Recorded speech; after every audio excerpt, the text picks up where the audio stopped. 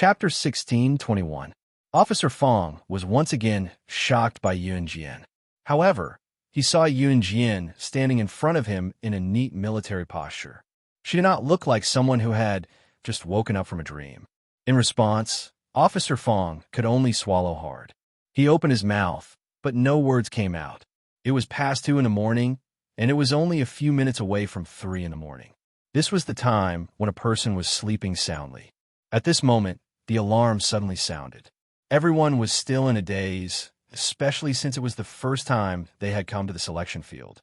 However, Officer Fong had said that if they could not leave their dormitory and reach the gate within 5 minutes, they would be disqualified. At this moment, all the dormitories were agitated. One by one, they tried their best to put on their clothes.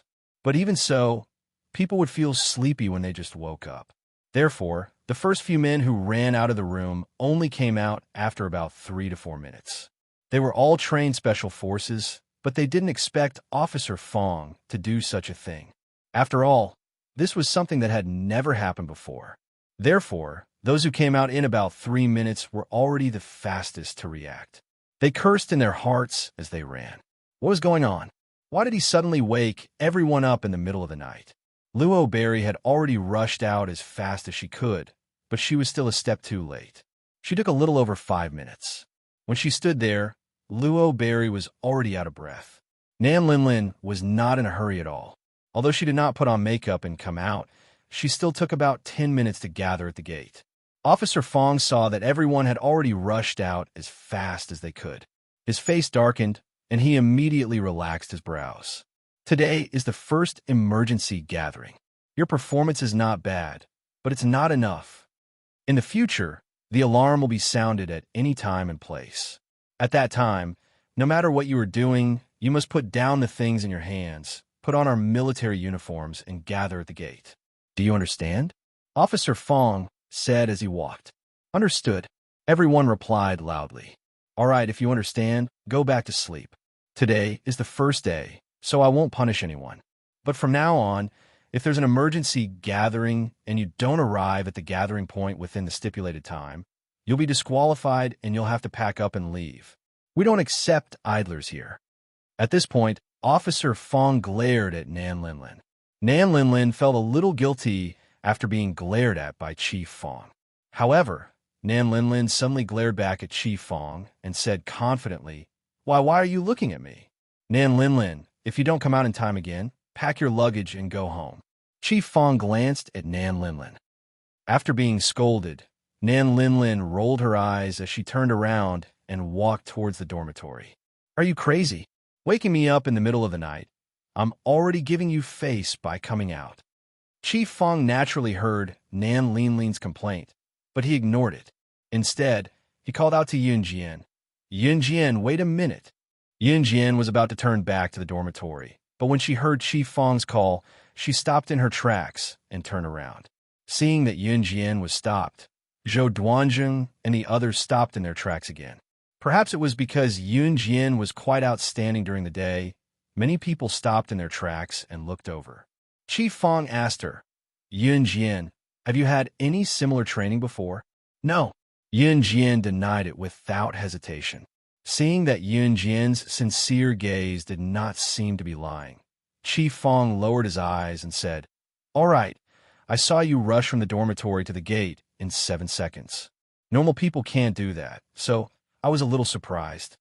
It seems that you're very alert when you're sleeping. As soon as Chief Fong finished speaking, Zhou Duanjing's silly voice was heard. Zhou Duanjing and the others were dumbfounded. Chapter 1622. Zhou Duanjing and the others stayed behind to listen to what Chief Fong was going to say to Yun Jian. Why was he being so secretive? Was he going to criticize Yun Jian?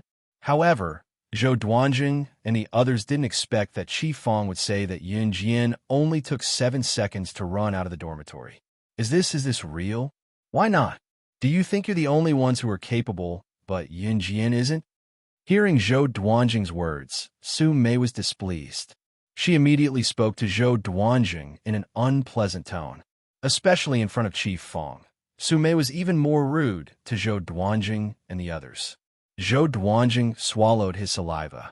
Just as he was about to reply, Chief Fong said, Yunjian did run from the dormitory to the gate in 7 seconds. I won't talk nonsense about this. There was no need for Chief Fong to spout nonsense on Yunjian's behalf. Zhou Duanjing was very displeased. Coincidentally, in front of Chief Fong, Zhou Duanjing thought of a way to pick on Yunjian. He looked at Yunjian and asked in front of Chief Fong, Then you don't change before going to bed? Is it so that you can look beautiful even when you sleep? Or was there another reason? Zhou Duanjing asked this purely to make things difficult for Yunjian. After all, Yunjian stood out too much. This made Zhou Duanjing very displeased. That's right. Yunjian, why don't you change at night? Unexpectedly, Chief Fong was also interested in this matter. He turned to look at Yunjian, narrowed his eyes, and asked Yunjian with the same tone of interest. Chief Fong didn't want to know why Yunjian didn't change at night. Instead, he wanted to know the reason why Yunjian didn't change. As expected, Yunjian didn't disappoint Chief Fong. She narrowed her eyes. Seeing that Chief Fong was sizing her up, her red lips curled up slightly. In the next second, she said calmly, Intentional accident, unintentional accident can happen at any time. She gave a 12-word answer. Anyone who learned Chinese would know the meaning of these 12 words. Anyone who was smart would know that Yunjian was referring to accidents that could happen at any time. As for her, she had to be vigilant at all times. This way, she wouldn't get into an accident. Chief Fong, Zhou Duanjing, and the others were once again shocked by Yunjian's words. Yunjian's performance was too outstanding. Her words and actions were awe-inspiring. However, every word that he said was very reasonable. However, before Chief Fong, Zhou Duanjing and the others could continue to be stunned, a malicious voice to say, Yunjian, are you crazy? Your bags to the middle of the road. You to make I duan, don't be to make it disgusting too. It's to speak. At this moment, Nan Linlin was grabbing Yunjian's bag and walking over. As she walked, she unzipped Yunjian's bag very rudely and threw Yunjian's bag on the ground. Nan Linlin's action was completely intentional. It was as if she was punishing Yunjian for tripping over her bag and causing her to fall just now. However, when Nan Linlin unzipped the bag and threw on the ground, the contents of the bag also scattered. There were all kinds of butterfly knives, as well as various blades and small knives hidden in the bag. There were more than 20 butterfly knives, all of which were collected by Mu Ying for many years. Later, she gave them to Yunjian. Everyone was shocked by the knives in Yunjian's bag. However, what was even more shocking was the wooden box that rolled down in front of them. The box was made of sandalwood. It looked very new, but it also had an ancient charm. Officer Fong was dumbfounded when he saw the box. He exclaimed on the spot. He exclaimed, Isn't this the legendary sandalwood box that all the international bigwigs fought over, but to no avail? It ended up in the hands of Slaying God, the #1 international secret agent. Chapter 1623. Nan Linlin's heart skipped a beat as she opened Yunjian's bag to reveal the contents. She was shocked by Officer Fong's frantic reaction when he saw the sandalwood box falling out of the bag. When everyone present heard what Officer Fong said, they were all shocked without exception. Sandalwood box? The sandalwood box was a mysterious box. Since its appearance, countless international businessmen, politicians, and bosses have been fighting for it. However, the legendary sandalwood box had fallen into the hands of Slaying God, the #1 international secret agent. When the incident broke out, someone even released the picture of the sandalwood box being excavated from the ancient tomb. It even made the headlines of international newspapers. There were even well-known authoritative figures who released the news that the sandalwood box had been taken away by Slaying God, the #1 international secret agent. As for whether this was true, no one knew until now. Therefore, Officer Fong, who had seen the picture of the sandalwood box in the international newspaper headlines, recognized the outstanding box at first glance. He was shocked when he looked at the box in front of him. What's a sandalwood box? Nan Linlin was shocked when she saw the frenzied look on everyone's faces. She suppressed her shock and asked, The sandalwood box is an antique. It was priceless, and its value could not be measured by money. Moreover, Moreover, it's rumored that the sandalwood box has been taken away by Slaying God, the #1 international secret agent. A man next to her saw that Nan Linlin didn't understand, so he explained. Priceless. Priceless? This stupid box. Nan Linlin was dumbfounded as she stared at the sandalwood box that rolled out of Yun Jian's bag in disbelief. Don't look at the box. If it's really a sandalwood box, its value can't be measured with money. It's not something that can be bought with just a few billion. Someone added after Nan Linlin's question. A few billion. It's not enough to buy it. Nan Linlin was completely dumbfounded. Nan Linlin's family was quite rich. That was the reason why she had developed such an arrogant and despotic personality. Even so, a few billion was an astronomical figure to Nan Linlin's family. What was more, a few billion was not enough to buy this box.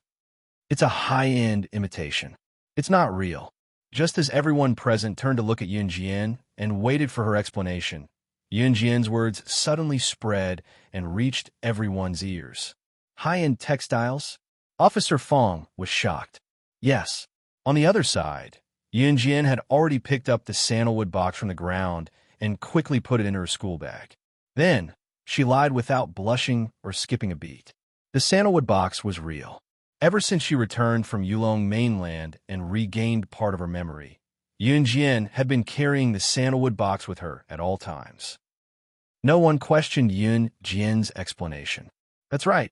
How could a real sandalwood box appear here? What about these sabers? Chi Fong asked as he pointed at the various butterfly knives that were spilled out of Yun Jian's bag. My friend gave it to me. Yun Jian calmly picked up the bag and slung it over her shoulder. Her calm demeanor and superb lying skills had deceived everyone present, especially Zhou Duanjing and his group. They heaved a huge sigh of relief. Zhou Duanjing and his group were scared out of their wits by Yun Jian's behavior just now. Only now did their expressions return to normal. Yun Jian picked up the items and slung her school bag over her shoulder before walking towards the dormitory. Just as she reached Nan Linlin's side, she said to Nan Linlin without hiding anything, "You should be glad that you're in the selection area. Otherwise, I'll stab you with as many sabers as they fall out of my bag." Once Yun Jian said that, everyone present was stunned. She did not hide the meaning of her words at all. This time, not only was Zhou Duanjing, who was hostile to Yun Jian, stunned, Nan Linlin was so shocked that she exclaimed to Yun Jian, "How dare you? Let's see if I dare." As soon as Yun Jian finished speaking, she flipped her hand and a butterfly knife appeared in her hand. Then, she swung the butterfly knife in front of Nan Linlin. A large chunk of Nan Linlin's hair was immediately shaved off. However, Yun Jian's knife skills were precise. Apart from that chunk of hair, the tip of the knife did not touch Nan Linlin's clothes at all. By the time everyone reacted, the butterfly knife in Yun Jian's hand had disappeared without a trace. Seeing this, everyone's expression changed. Chapter 1624. Before this, Yun Jian had never shown her skills in front of everyone. However, she had shocked everyone with just a few moves. The moment she saw Yun Jian's amazing skills, Luo Mei exclaimed, "She's so powerful." Luo Mei came in through the back door.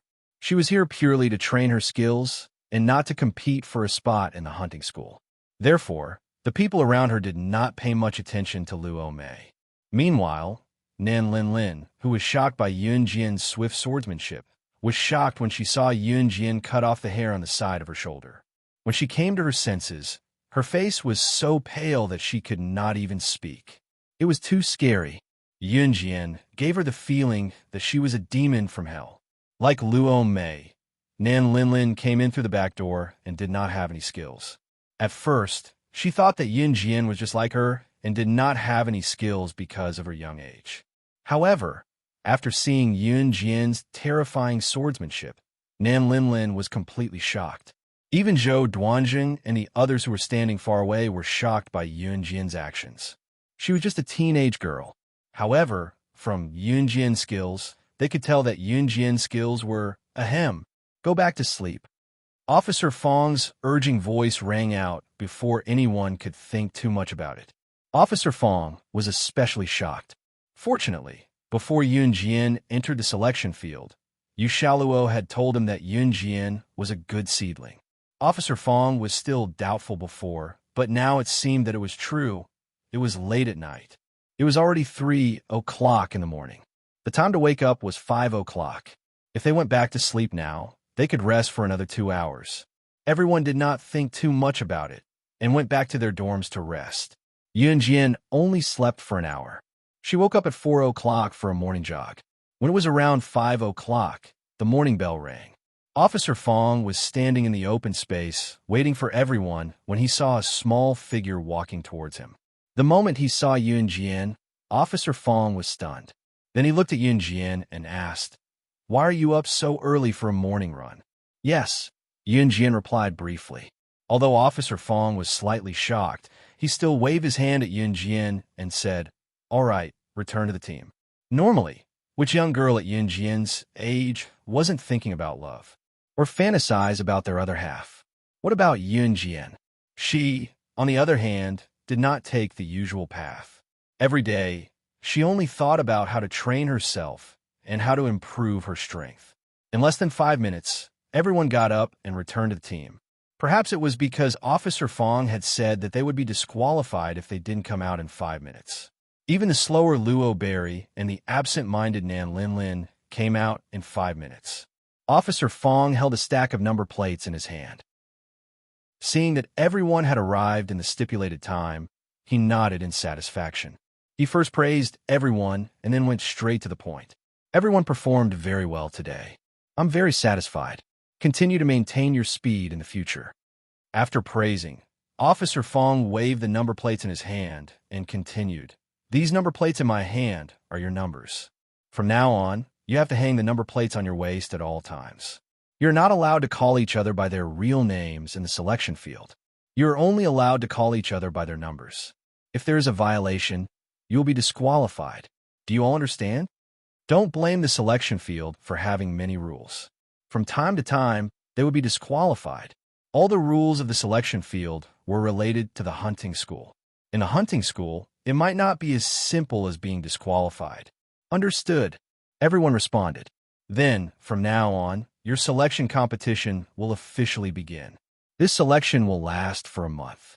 In the first 20 days, you will be required to complete a difficult and dangerous subject under actual combat conditions every day.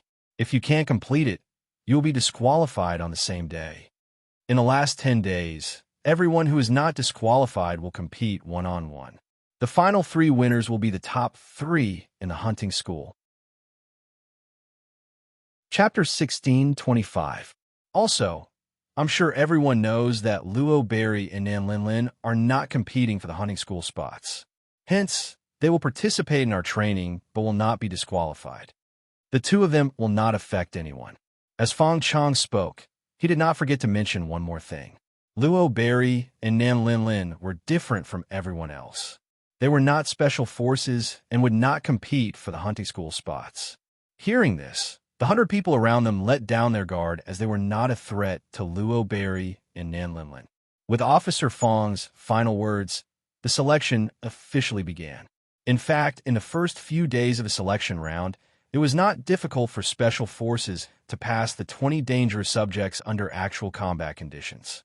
Out of the 20 tasks, the first 19 were to test the physical standards of the participants. For example, bomb throwing, cross-country with 15 kilograms of weights for 5 kilometers, single and parallel bars for apparatus, 100-meter prone shooting for infantry, and so on. As long as one could achieve the required results in one go, they would be able to pass. Furthermore, it was easy but also nerve-wracking to pass the tests every day. This was because there was only one test per day. If there was a mistake, one would be disqualified. However, other than Luo Berry and Nan Linlin, the rest were the best special forces in Country Z. Naturally, there would not be any mistakes. Hence, in these 19 days, other than one special forces soldier who accidentally made a mistake and was disqualified on the spot, the rest passed the tests. In these 19 days, Yun Jian's performance was very ordinary. Like all the other special forces soldiers, she completed the tasks at a reasonable speed. Yun Jian did not display any shocking abilities. This made Zhou Duanjing and the rest think that Yun Jian's terrifying swordsmanship was just a coincidence. Hence, Zhou Duanjing and his gang's taunts and arrogance toward Yun Jian began to spread like wildfire. On the 20th day, on the open field, Officer Fong went back to his place to drink water. After the intense exercise, everyone sat on the field to rest. Some of them went back to their places to drink water and change their clothes. This was because the last of the 20 dangerous subjects under actual combat conditions would be carried out soon. The last one was undoubtedly the most difficult of the 20 dangerous subjects. According to Officer Fong, the elimination rate for the last one was as high as 80%. In other words, most of them would be eliminated. Therefore, everyone present would do their best to prevent themselves from being disqualified. On the spacious lawn, Yun Jian was wearing a short-sleeved shirt and black denim pants. She was lying on the lawn with one leg stretched out and the other bent lazily. She gently placed her hand above her eyes, trying to use her arm to cover the burning and eye-piercing sun above her head. Su Mei and the others sat beside Yun Jian. Seeing that Yun Jian wasn't afraid at all, Su Mei couldn't help asking, 006, aren't you afraid of being eliminated?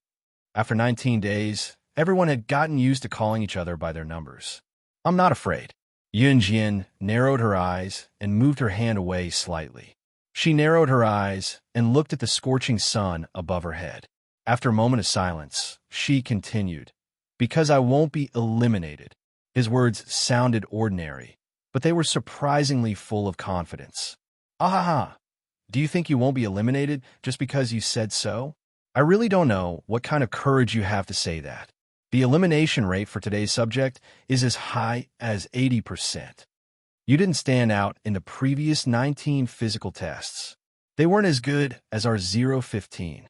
Oh, at first, you bragged about yourself to the sky and really made yourself into a powerful figure that no one could compare to. But in the end, your previous 19 physical tests were just so. Chapter 16:26. The 015 that Zhou Duanjing was talking about was a person called Wu Ningnai. Wu Ningnai was one of the more outstanding people in Zhou Duanjing's group. In the first 19 days, Wu Ningnai's strength could be considered the most outstanding of all the special forces.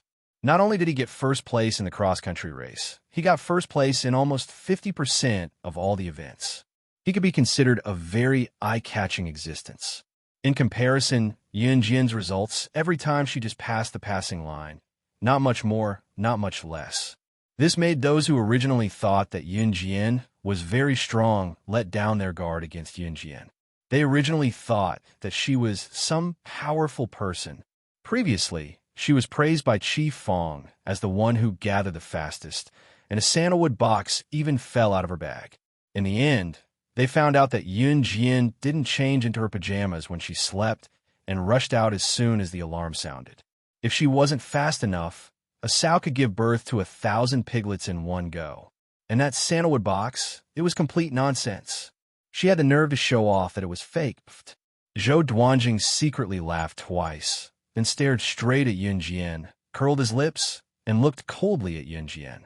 Wu Ningnai, who Zhou Duanjing was talking about, stretched out his hand in front of Yun Jian, Su Mei, and the others to show off his muscles, then raised his head proudly and looked at Yun Jian. I heard that the last event is a competition of teamwork. Our team has 0-15, so we will definitely win. As for you guys, when Zhou Duanjing said this, he looked up and down at Yun Jian's group, then made a few tisk-tisk sounds, paused, then continued. You guys just wait to pack up and leave. Let's go.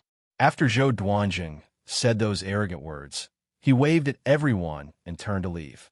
You guys. Even if Zhou Duanjing was talking about Yun Jian, Su Mei was still quite angry by Zhou Duanjing's words. She was about to curse back, but Yun Jian grabbed her hand. If they do this, I couldn't take it lying down. Su Mei was about to speak when she was interrupted by Yun Jian. Don't take the words of an ant seriously, Yun Jian said indifferently. Ants? Yun Jian compared Zhou Duanjing and his group to ants. After hearing Yun Jian's words, Su Mei really didn't care about what Zhou Duanjing said. Everyone gather. At this moment, Officer Fong, who had gone back to his residence to drink water, had returned. Not only did Officer Fong come back, but he also brought back more than 10 soldiers. Each of these soldiers was carrying more than 10 military backpacks. After they put down the military backpacks, Officer Fong stood in front of them again. Our 20th subject is a dangerous subject under actual combat conditions. It's both simple and difficult. In a moment, each of you will be given a backpack.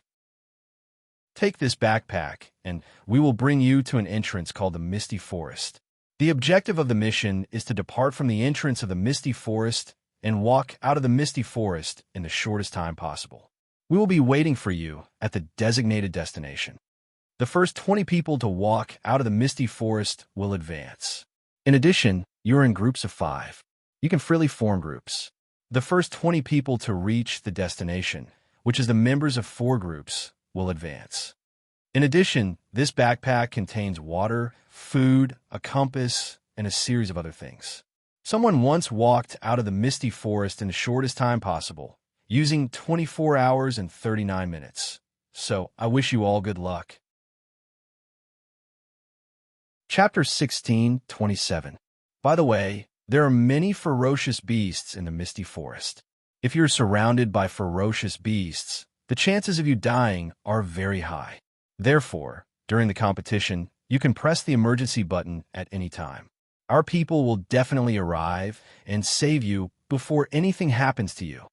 However, it also means that you'll be disqualified. Of course, it's up to you. All right, if you're ready, come and register your team of 5 and get ready to go. Officer Fong reminded him once again in a very earnest and heartfelt manner. They chose to go to the fog forest because it was very dangerous. However, they were all special forces and had gone through inhuman training. Even if they encountered beasts, they could protect themselves for a short period of time. Normally, nothing would happen in the fog forest. Moreover, they were all special forces who were competing for a place to go to the hunting school. They had to go to places like the hunting school, let alone a place like the fog forest. If they did not even dare to go to the fog forest, they would not even need to compete for a place to go to the hunting school. After everyone put on their equipment and gathered, they were ready to depart. Luo Berry and Nan Linlin would not participate in such a dangerous activity. Therefore, they stood aside and watched all the special forces put on their equipment and prepare to depart. After interacting with each other for a few days, Nan Linlin's attitude towards Yun Jian was very bad. On the contrary, Luo Berry's relationship with Yun Jian and Su Mei was very good. At this moment, Luo Berry was looking at Yun Jian and Su Mei with a worried expression. Seeing that Yun Jian and Su Mei were about to take the bus to the fog forest, Luo Berry waved at Yun Jian and Su Mei. "Come back safely. You have to get first place. I believe in you." "Yes, we will." Su Mei gestured at Luo Berry. Yun Jian was far away. Although she did not say anything to cheer Luo Berry up, she winked at Luo Berry as a response. After that, a few buses brought Yun Jian and her team to the entrance of the fog forest. The Misty Forest was indeed as its name suggested. Looking from the cement road beside the Misty Forest, the top of the forest was covered by a thick layer of fog. The entire forest seemed to be covered by a thick layer of fog. "You can go in now," Chief Fong said to everyone with his arms crossed. As soon as he said that, all the members of the team swarmed in.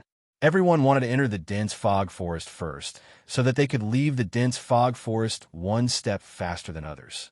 Yun Jian naturally formed a team with Su Mei and the others. Seeing that the other teams had already walked towards the Misty Forest, Yun Jian stopped Su Mei and the others. She pursed her lips and said, "No rush." "Huh."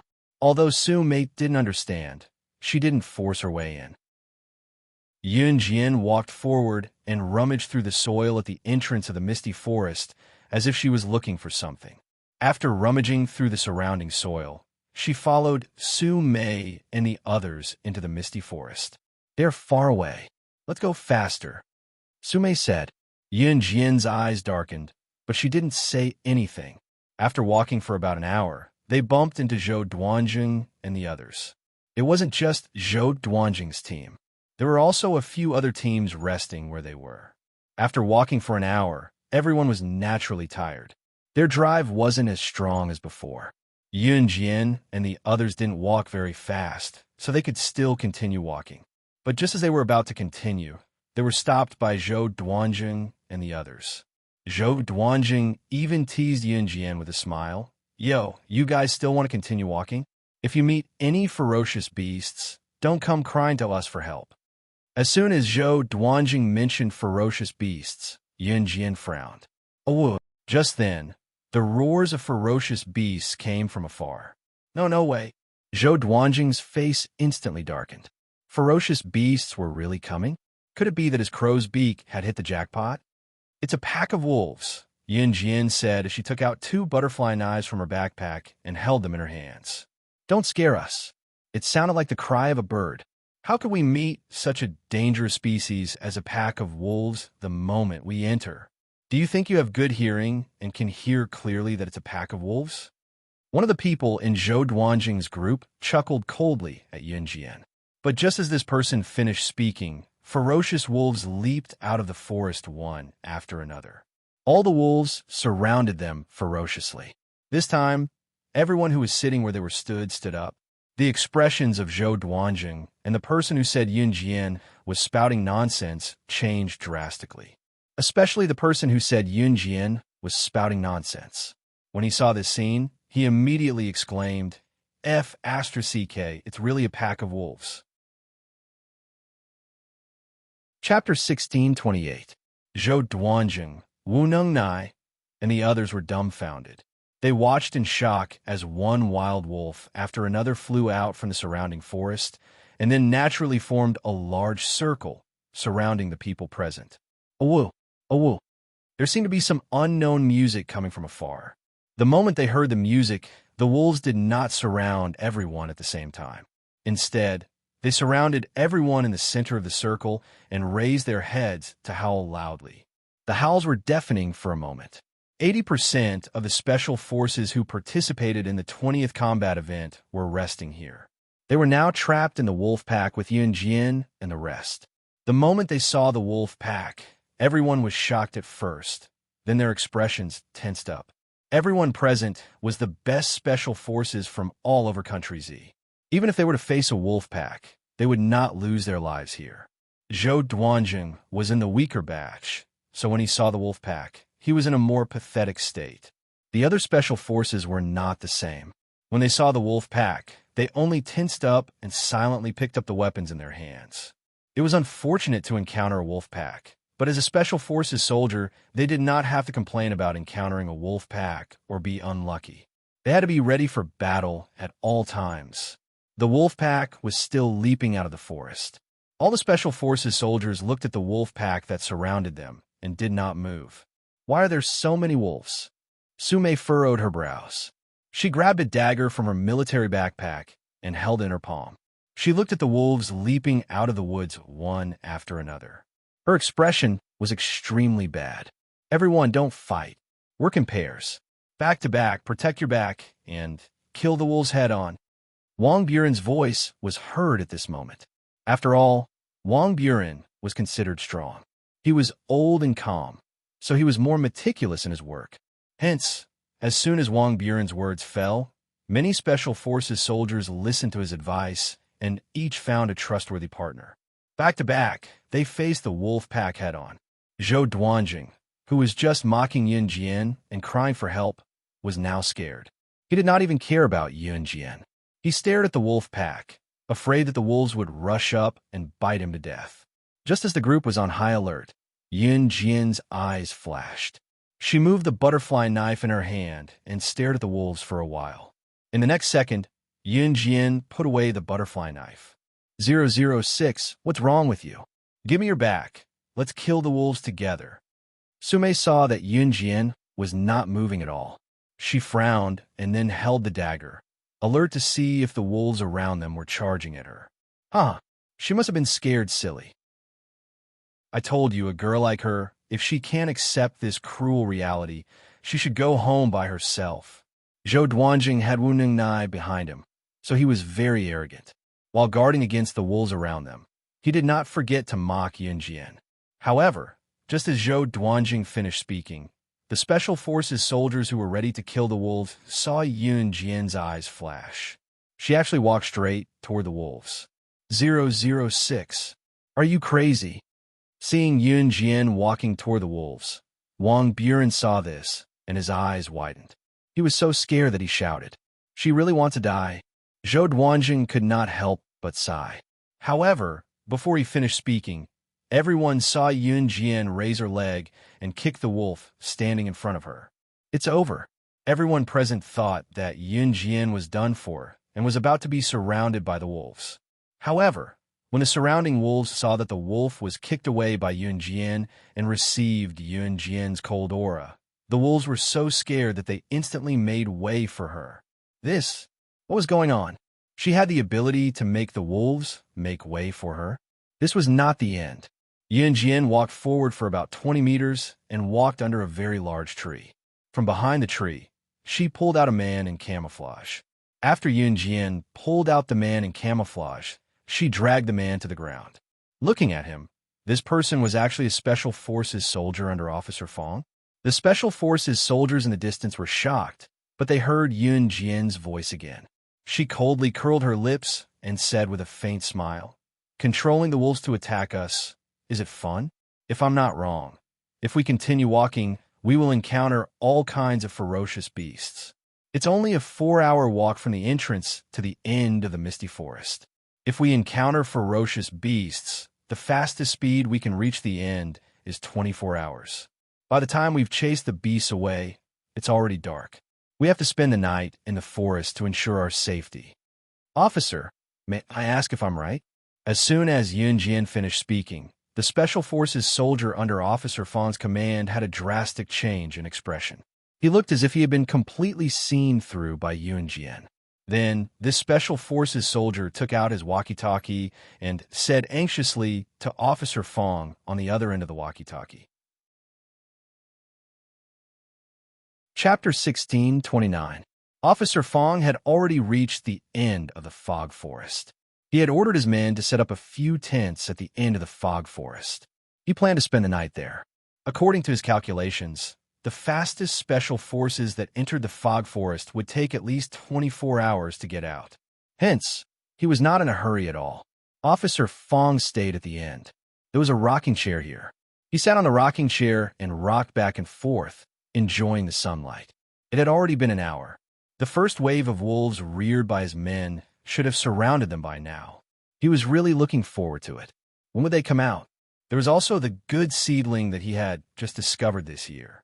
006. Would she break the record of being the fastest person to lead her team out of the misty forest? He was really looking forward to it at this moment. A military jeep drove over from the side of the cement road. When Officer Fong saw the person who got out of the jeep, he immediately stood up from his rocking chair and saluted the middle-aged man who got out of the jeep. "Sir." The middle-aged man who came down from the military jeep was Officer Fong's superior, Commander Ma. Commander Ma saw Officer Fong saluting him. He waved his hand and stopped Officer Fong from saluting him. He smiled kindly at Officer Fong. After Commander Ma, there were many officers of the same rank as Officer Fong who came down from the military jeep. "Old Fong, have they all entered the fog forest?" Commander Ma narrowed his eyes and asked Officer Fong. The superiors attached great importance to this selection competition. It was not only because the top 3 spots in the hunting school had to be taken by the best Special Forces. More importantly, if the 3 Special Forces who went to the hunting school could graduate successfully, it would have a great impact on Z country's reputation. At least the foreigners would not look down on Z country's people. Z country's people also had to establish their own dignity. Hence, Commander Ma came down from the army to check on the situation. "Yes, sir." Officer Fong nodded at Commander Ma. "Well, have you found any good seedlings in the past 19 days? Commander Ma nodded and asked again. "There are some good seedlings, but they're still young." Speaking of good seedlings, the first person that came to Officer Fong's mind was undoubtedly Yun Jian. "How small? How's his strength?" Military Commander Ma quickly asked. 16 years old, and her strength is amazing. Officer Fong could only use the word amazing to describe Yun Jian. "Oh, Since you can use such a tone to evaluate her, she must be a good seedling. I really want to meet him." As soon as Commander Ma finished his sentence, Chief Fong's walkie-talkie rang. The panicked voice of the Special Forces soldier on the other end of the walkie-talkie could be heard all over the place. "Yes, sir. Our plan has been seen through." All the officers present knew why it took so long to walk from the entrance to the exit of the dense fog forest.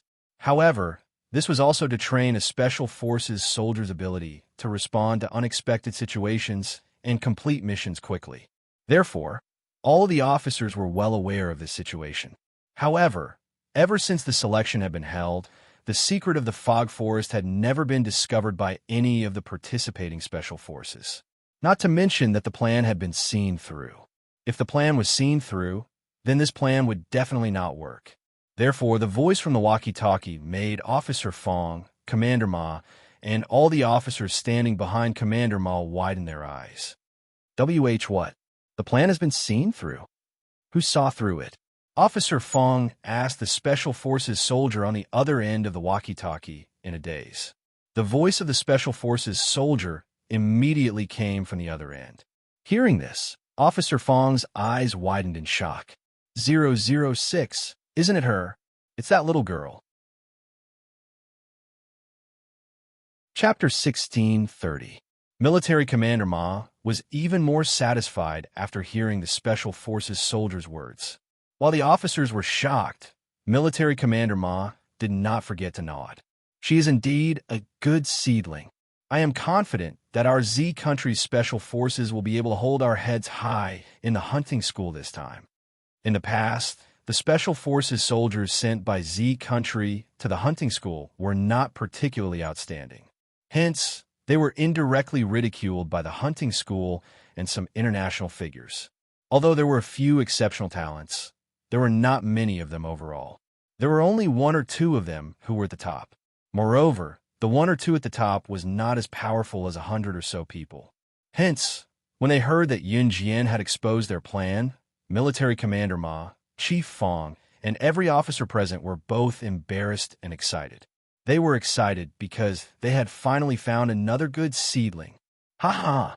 Old Fong, I have a feeling that this young lady will definitely amaze the world. Then she will become an outstanding representative figure in the history of Z country. Military Commander Ma gave the highest evaluation he had ever given in his life. Hearing this, the surrounding officers expressed their agreement. Somewhere in the misty forest, Zhou Duanzheng, Wu Nungnai, and the rest were watching the scene with their mouths agape. No one had expected Yun Jian to pull off such a trick. When Yun Jian walked towards the wolves earlier, everyone thought that Yun Jian wanted to deal with the wolves alone. However, no one had expected Yun Jian to kick away a wolf, then stun the wolves. Finally, she walked over and pulled out the Special Forces soldier under Chief Fong from behind a big tree. She even used a shocking method to decipher all the facts one by one, without asking about anything else. Yun Jian's words had frightened the Special Forces soldier under Chief Fong to the point that he immediately called Chief Fong for help. Who on the scene could do such a thing? When they were surrounded by the wolves just now, everyone wanted to fight, but Yun Jian was the only one who saw through it. It was really, at that moment, no one dared to say a word. Until Chief Fong's voice came from the walkie-talkie. Ahem. Since the plan has been discovered, I will change the competition at the last minute. For the sake of fairness, I will remove all the beasts that are obstructing you. Everyone will rely on their own abilities. Whoever reaches the finish line first will win. The elimination system will remain unchanged. You can run if you want. The top 20 who find the correct direction and reach the finish line in a misty forest will advance. You may move now. 80% of the Special Forces were surrounded by the wolves, and the remaining 20% were not present. For the sake of fairness, Chief Fong changed the rules. He wanted everyone to reach the finish line in the misty forest as soon as possible and secretly removed all the beasts that attacked the Special Forces soldiers. In other words, the other 20% of the Special Forces would not encounter any ferocious beasts along the way and would be dismissed by Chief Fong. In this way, fairness could be guaranteed. As soon as Officer Fong finished speaking, The surrounding Special Forces soldiers continued moving forward as fast as they could. Run. Why were they standing? Waiting for the food? In fact, even without the beast attack, it was not easy to run to the finish line, because it was easy to get lost in the misty forest. If he just ran forward without knowing the direction, what if he ran in the wrong direction? Wouldn't they be even further away from the finish line? Yunjian, what should we do? Perhaps because Yunjian's performance was too outstanding, Su Mei, Su Wanming, and the other three walked up to Yunjian and asked Yunjian, "Run. Whoever reaches the finish line first will win."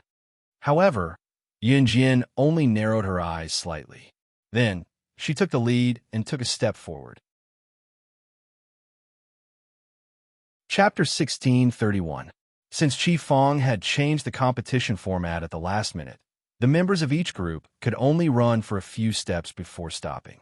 Running like this was not the way to go. Of course, they could not just run blindly. Secondly, they had to find the right direction and be precise. In this way, the 5 members of each group had to run in different directions. However, without the attacks of the beasts, the journey that would have taken them more than 24 hours could now be completed in a few hours. Of course, whether they were fast or slow still depended on their own speed and the time it took to find the right direction. Yunjian did not even look at the compass. Sometimes she would just look at the ground and decide which direction to go. Su Mei and the other 3 were very curious about this, but they chose to believe in Yunjian unconditionally. "Old Fong, you changed the competition format at the last minute. That little girl is a good seedling. Will she be able to advance?" Military Commander Ma was very interested in Yunjian. He kept asking Chief Fong, with her strength, if she can advance, then there's no need for her to stay in the selection field. Chief Fong's heart was tense as he said this very calmly. To Chief Fong, if Yunjian was really a good seedling, then no matter how the competition format was changed, she would definitely pass.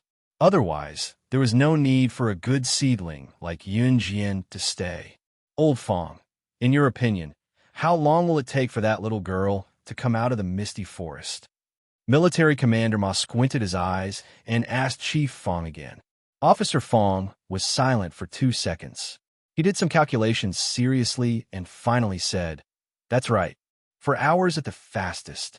The misty forest is covered with green trees. Even with a compass, someone once took 4 hours to walk out of the misty forest. That was under the condition that the misty forest was unobstructed. Moreover, from the entrance of the misty forest to here, there is a place that is covered with fog all year round. It will definitely take a long time to walk out of there. So, I estimate that it will take at least 4 hours." Chief Fong combined all the theories, reality, and people who had walked through that place before. Under the condition that there were no beasts, it would take at least 4 hours to walk out of the misty forest. Therefore, Chief Fong gave Yunjian the fastest speed, which was 4 hours. "No, I think she will be even faster." Military Commander Ma suddenly interrupted Officer Fong confidently and said to Officer Fong confidently, it had been 2 hours since the Special Forces had entered the fog forest from the entrance. "Oh, what do you mean?" Chief Fong narrowed his eyes and asked, "I trust my intuition. This little girl will lead us to a new height." Military Commander Ma looked forward and let out a long sigh. After a while, Military Commander Ma continued solemnly, "I estimate that she can break the record and reach the finish line in 3 hours. 3 hours. No one had ever passed through the misty forest in 3 hours and reached the finish line. How high did Commander Ma think of Yunjian? All the officers present took a deep breath in shock. Look, that's... Just as Commander Ma gave Yunjian the highest rating and estimated the fastest record, someone exclaimed in surprise. That's someone coming out from the misty forest? That's impossible. It's only been 2 hours. Someone actually reached the finish line from the entrance of the misty forest in just 2 hours." Another exclamation of surprise was heard. All the officers present were shocked. They felt that they had never encountered anything more shocking than today. "That's 006. Officer Fong narrowed his eyes. When he saw the petite figure easily pass through the last patch of grass and walk over with the other 4 people from the same team, he exclaimed in surprise. All the officers present straightened their backs solemnly when they saw the number tag hanging on the leader's chest. Chapter 16:32. Yunjian had her hands in her pockets. She strolled towards them lazily while enjoying the scenery. "We were here. We're at the finish line." Sume saw Chief Fong and the other officers standing beside him. She was so surprised that she couldn't move her legs. That's it. Did that mean that they wouldn't be disqualified and would advance to the next round? The elimination rate this time was as high as 80%.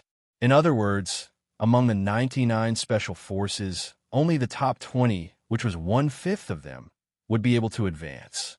The rest of them would be disqualified in this event. Pack up and leave. With such an elimination rate, even if Yun Jian foiled Chief Fong and his team's plan, it was still terribly difficult for her to walk out of Mist Forest in the top 20 and advance to the next round. In spite of it, Yun Jian had brought them to the destination in just 2 short hours.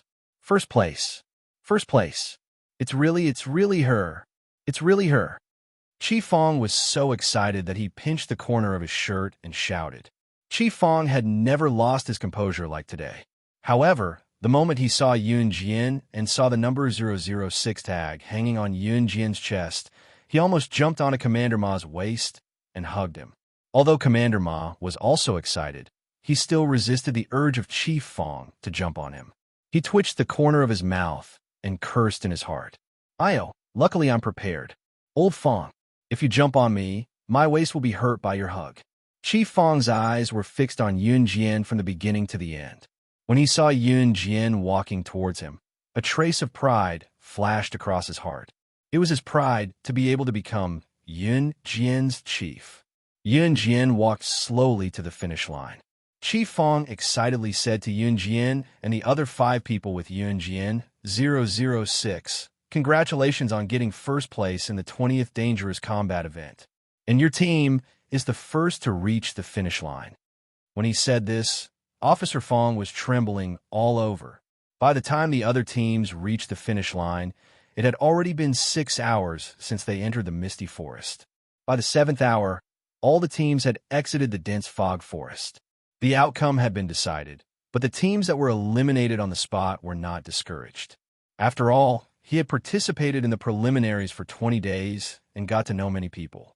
It was not a loss. When the results were announced, although Officer Fong's tone was much calmer in front of everyone, he still spoke with a hint of excitement. The first place of the 20th dangerous subject under actual combat conditions is 006. 006 is an example that all of you should learn from. Speaking of the 3 numbers 006, Officer Fong's blood was boiling. For some reason, when he said these 3 numbers, everyone present felt as if they were surrounded by faith. Zhou Duanjing and Wu Nengnai's faces were the darkest and scariest among all the people present. They had mocked Yun Jian before, and now their faces were as ugly as they looked. However, it was undeniable that Zhou Duanjing and Wu Nengnai were quite capable as they had advanced. Although they were the last team to advance, they had barely passed the passing line. "Chief, when you mentioned 006 earlier, I had an illusion that I was looking at Slaying God, who stood at the pinnacle of the world. Her abilities were admirable, and she was ranked first on the International Secret Agent leaderboard. That's because Slaying God's serial number was 006 when she first joined the Enhan organization. At that moment, a Special Forces soldier who was eliminated suddenly said, although Slaying God was an international fugitive, it was undeniable that Slaying God's abilities were the lifelong pursuit of many people. 006 was Slaying God's serial number when she first joined the Enhan organization. It was like the protection of God. Yun Jian's abilities and her serial number made the Special Forces soldier feel as if he had seen Slaying God herself. Everyone around them had the same illusion when they heard that. Chapter 16:33. When everyone looked at Yun Jian, they felt as if they were looking at Slaying God, the #1 secret agent in the world. 006. It was the symbol of strength. After the Special Forces soldier praised Yunjian, the other Special Forces soldiers who were disqualified in this round looked at Yunjian with admiration as if they were looking at slaying God. Putting everything else aside, the ability of slaying God, the #1 secret agent in the world, was legendary. At the same time, it was the dream of countless Special Forces soldiers in a realm that they wanted to reach. Countless Special Forces soldiers wanted to fight for the quota to go to the Hunter Academy in order to train their skills to become someone like slaying God. So what if you're staring at her? She's 006, but that doesn't mean she's slaying God. Seeing that everyone was looking at Yunjian, Zhou Duanjing, who was standing not far away, had long found Yunjian an eyesore. This time, he said what he wanted to say in front of everyone. 006, the same as when slaying God first joined in Hun. But what did that mean? It did not mean that Yunjian was slaying God, the #1 secret agent in the world. Even if Yunjian's performance was shocking, Zhou Duanjing had never seen Yunjian show off her amazing skills. To Zhou Duanjing, even if Yunjian had surprised a bunch of people, she was just taking advantage of the situation. At most, she was smarter. Looking at her skinny body, she did not look like she had much strength. That's true, but the young lady is really amazing. She needs to be praised. At least, I can't reach her level now. I've been disqualified. A man in his 30s refuted Zhou Duanjing's statement tactfully. He first smiled, then praised Yunjian indirectly. With an 80% elimination rate, it was amazing that a teenage girl like Yunjian could stay in the selection field. Zhou Duanjing clenched his fists. He originally wanted to say something, but he forcefully swallowed the words that he wanted to say. He would use his fists and strength to show Yunjian the next few days that it was impossible for her to compete for the top 3 spots in the Hunter Academy with just some tricks. He would let her know that leaving the selection field with serious injuries was not a joke. The results of the competition are out. Many people have left. You can leave the selection field tonight. Chief Fong signaled for everyone to quiet down and said to the Special Forces soldiers who had been disqualified, "Don't be upset that you've been disqualified because you're not disqualified. You're just temporarily. Next year, the year after that, and the year after that, there's still plenty of time for you to make a comeback. Remember that each and every one of you are the pride of Country Z. Everyone has their own value." Officer Fong patted his chest and spoke very solemnly, spreading his passionate words to everyone present. After he said that, the Special Forces soldiers who were disappointed that they had been eliminated mustered their courage again. Chief Fong at the same time, at the same time, at the same time, at the same time, at the same time, at the same time. After sending away all the Special Forces soldiers who had been disqualified, there were only 20 Special Forces soldiers left, including Nan Linlin and Luo Mei. Nan Linlin and Luo Mei were not included in the 20 Special Forces soldiers. They were there purely to experience life. Luo Mei, on the other hand, was very hardworking in learning martial arts. After sending away all the Special Forces soldiers who had been disqualified, Chief Fong gathered the remaining 20 Special Forces soldiers in an empty space. Nan Linlin and Luo Mei were not included in this group of 20 Special Forces soldiers. I'll bring you to a Taekwondo dojo later. You'll stay there for the next few days. We're just borrowing the dojo's space. The remaining 20 Special Forces soldiers will fight one-on-one. You'll fight each other once a day. I'll explain the rules later. When we get there, the Taekwondo dojo has its own business. Everyone can train in the Taekwondo dojo, but don't disturb their business. I'll take you there now. Chapter 1634. After Officer Fong finished speaking, he asked the people who stayed behind to pack their luggage. After staying here for 20 days, Luo Mei was reluctant to leave. So many of us were eliminated so suddenly. I feel a little sad. Luo Mei pouted and said dejectedly, "All good things must come to an end. Our selection competition will officially end in 10 days." Sume had to say something that made Luo Mei's heart ache. Luo Mei was still too naive. "Then can I still hang out with you guys in the future?" Luo Mei looked at Yunjian and then at Sume and asked expectantly, Of course. Su Mei answered coolly. Luo Mei heard Su Mei's words and looked at Yun Jian expectantly. Sure.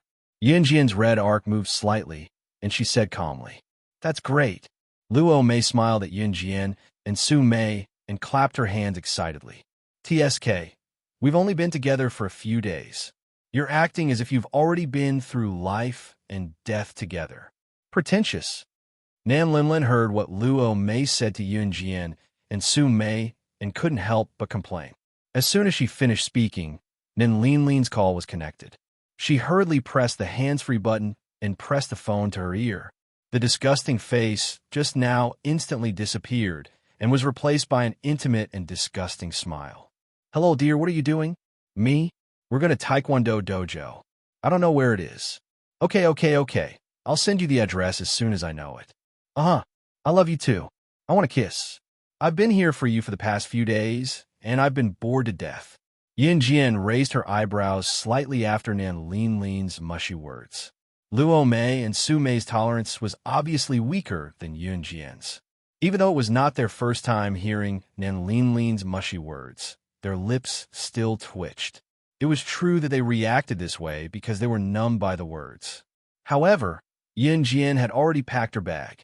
She slung it over her shoulder and was about to walk out. We're ready too. Luo Mei and Su Mei couldn't stay any longer. They quickly picked up their luggage and followed Yun Jian out of the door. After everyone had arrived, Officer Fong led them to the Taekwondo gym he had mentioned. This Taekwondo dojo was very big. It was the only dojo in the entire Z country.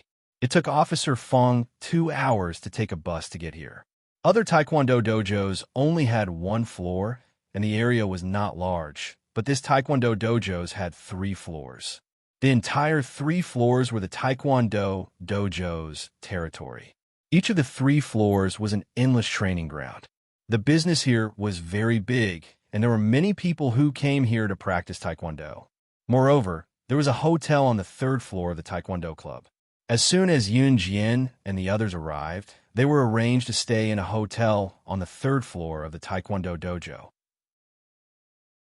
Because the business of the Taekwondo dojo was booming, many big shots from all over the country came here. Even some famous people from the world came here, so the business of the hotel was also booming. After Yun Jian and the others checked in on the 3rd floor, the one-on-one competition was not in a hurry to start. At night, Officer Fong gave everyone some free time. They could also go out with their friends, go to restaurants, go to the supermarket to buy something to eat, and so on. After Yun Jian, Su Mei, Luo Mei, and the others settled down, they went downstairs to look for food. It was still early. 5 o'clock was the time for the Taekwondo students to go home for dinner. So Yun Jian and the others did not see many Taekwondo students when they went downstairs. They found a snack bar nearby and sat down to order 3 bowls of pickled vegetable noodles. Just as Yun Jian and the others relaxed, they heard someone at the next table mention, Hey, did you guys know? I heard that many special forces have just moved in at the Taekwondo dojo next door. It said that there will be a one-on-one competition to choose the best 3 people. Chapter 1635. Special Forces? Special Forces coming to the Taekwondo dojo for a fight? Is this news real or fake? Did you inquire wrongly? Another person asked in a slightly suspicious tone. How can my news be fake? Do you know about the International Hunting Academy? It's the place where the Special Forces are trained.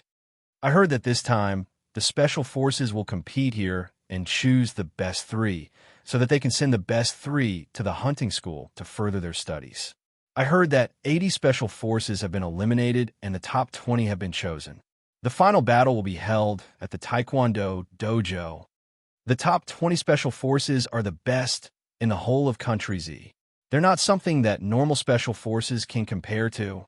The burly man sitting next to him slurped his noodles and described the incident as if he was intoxicated.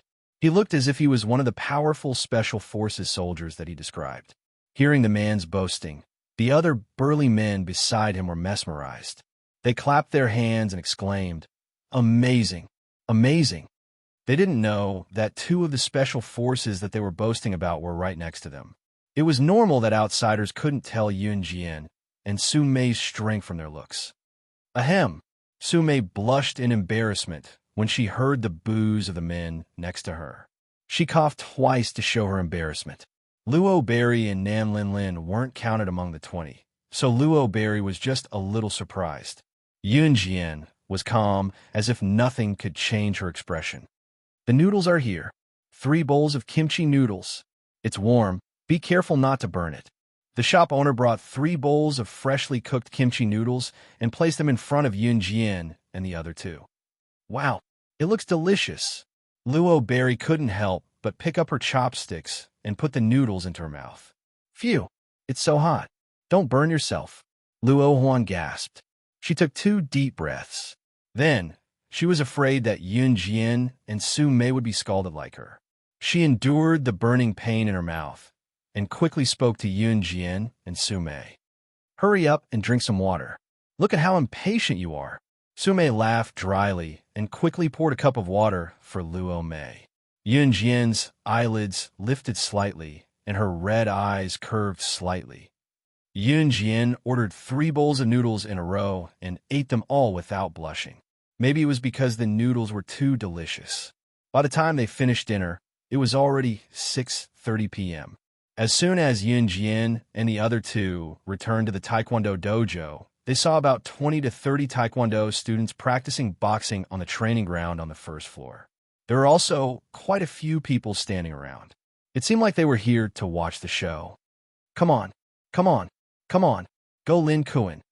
There were actually girls dressed as cheerleaders standing by the side. They seemed to be cheering for a handsome boy among the 20 to 30 Taekwondo students. They seemed to be having a competition. Let's stay and watch before going back. Su Mei was suddenly interested. She squinted her eyes and said, Sure. Luo Berry nodded. Yun Jian also stood in the same spot. These students were all practicing Taekwondo moves to see who could perform better. The male student named Lin Kuan instantly became the center of attention. Chapter 1636.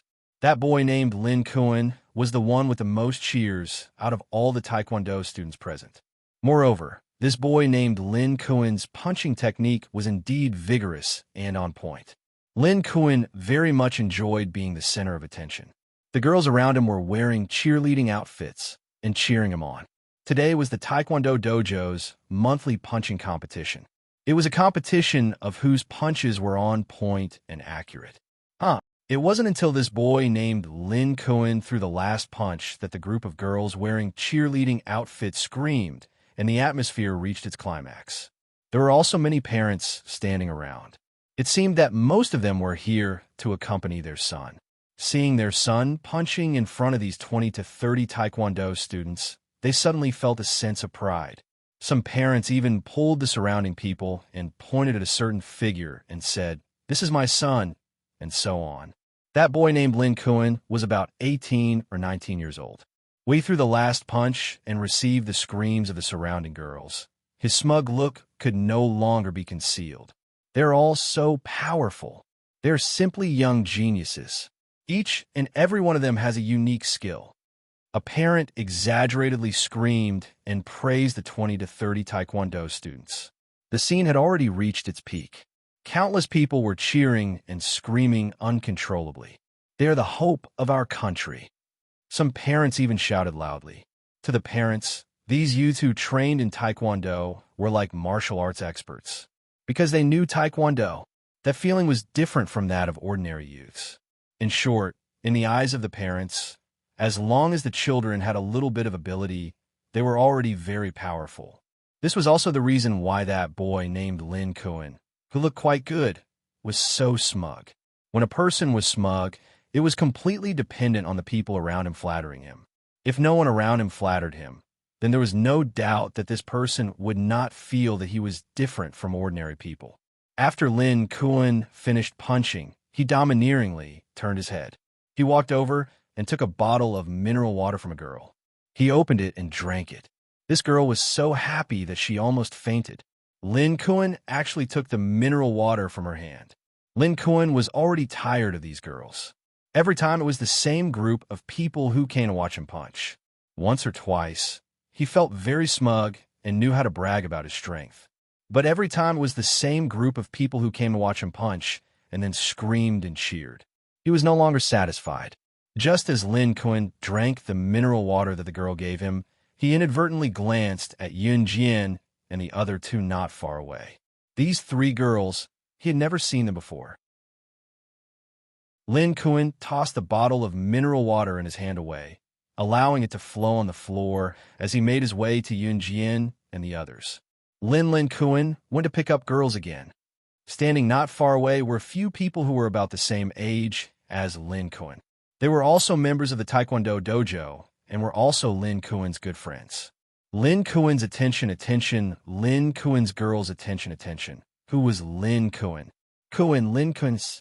Lin Kuan ran a hand through her hair as she stared at Yun Jian and Luo Mei, waiting for their reply.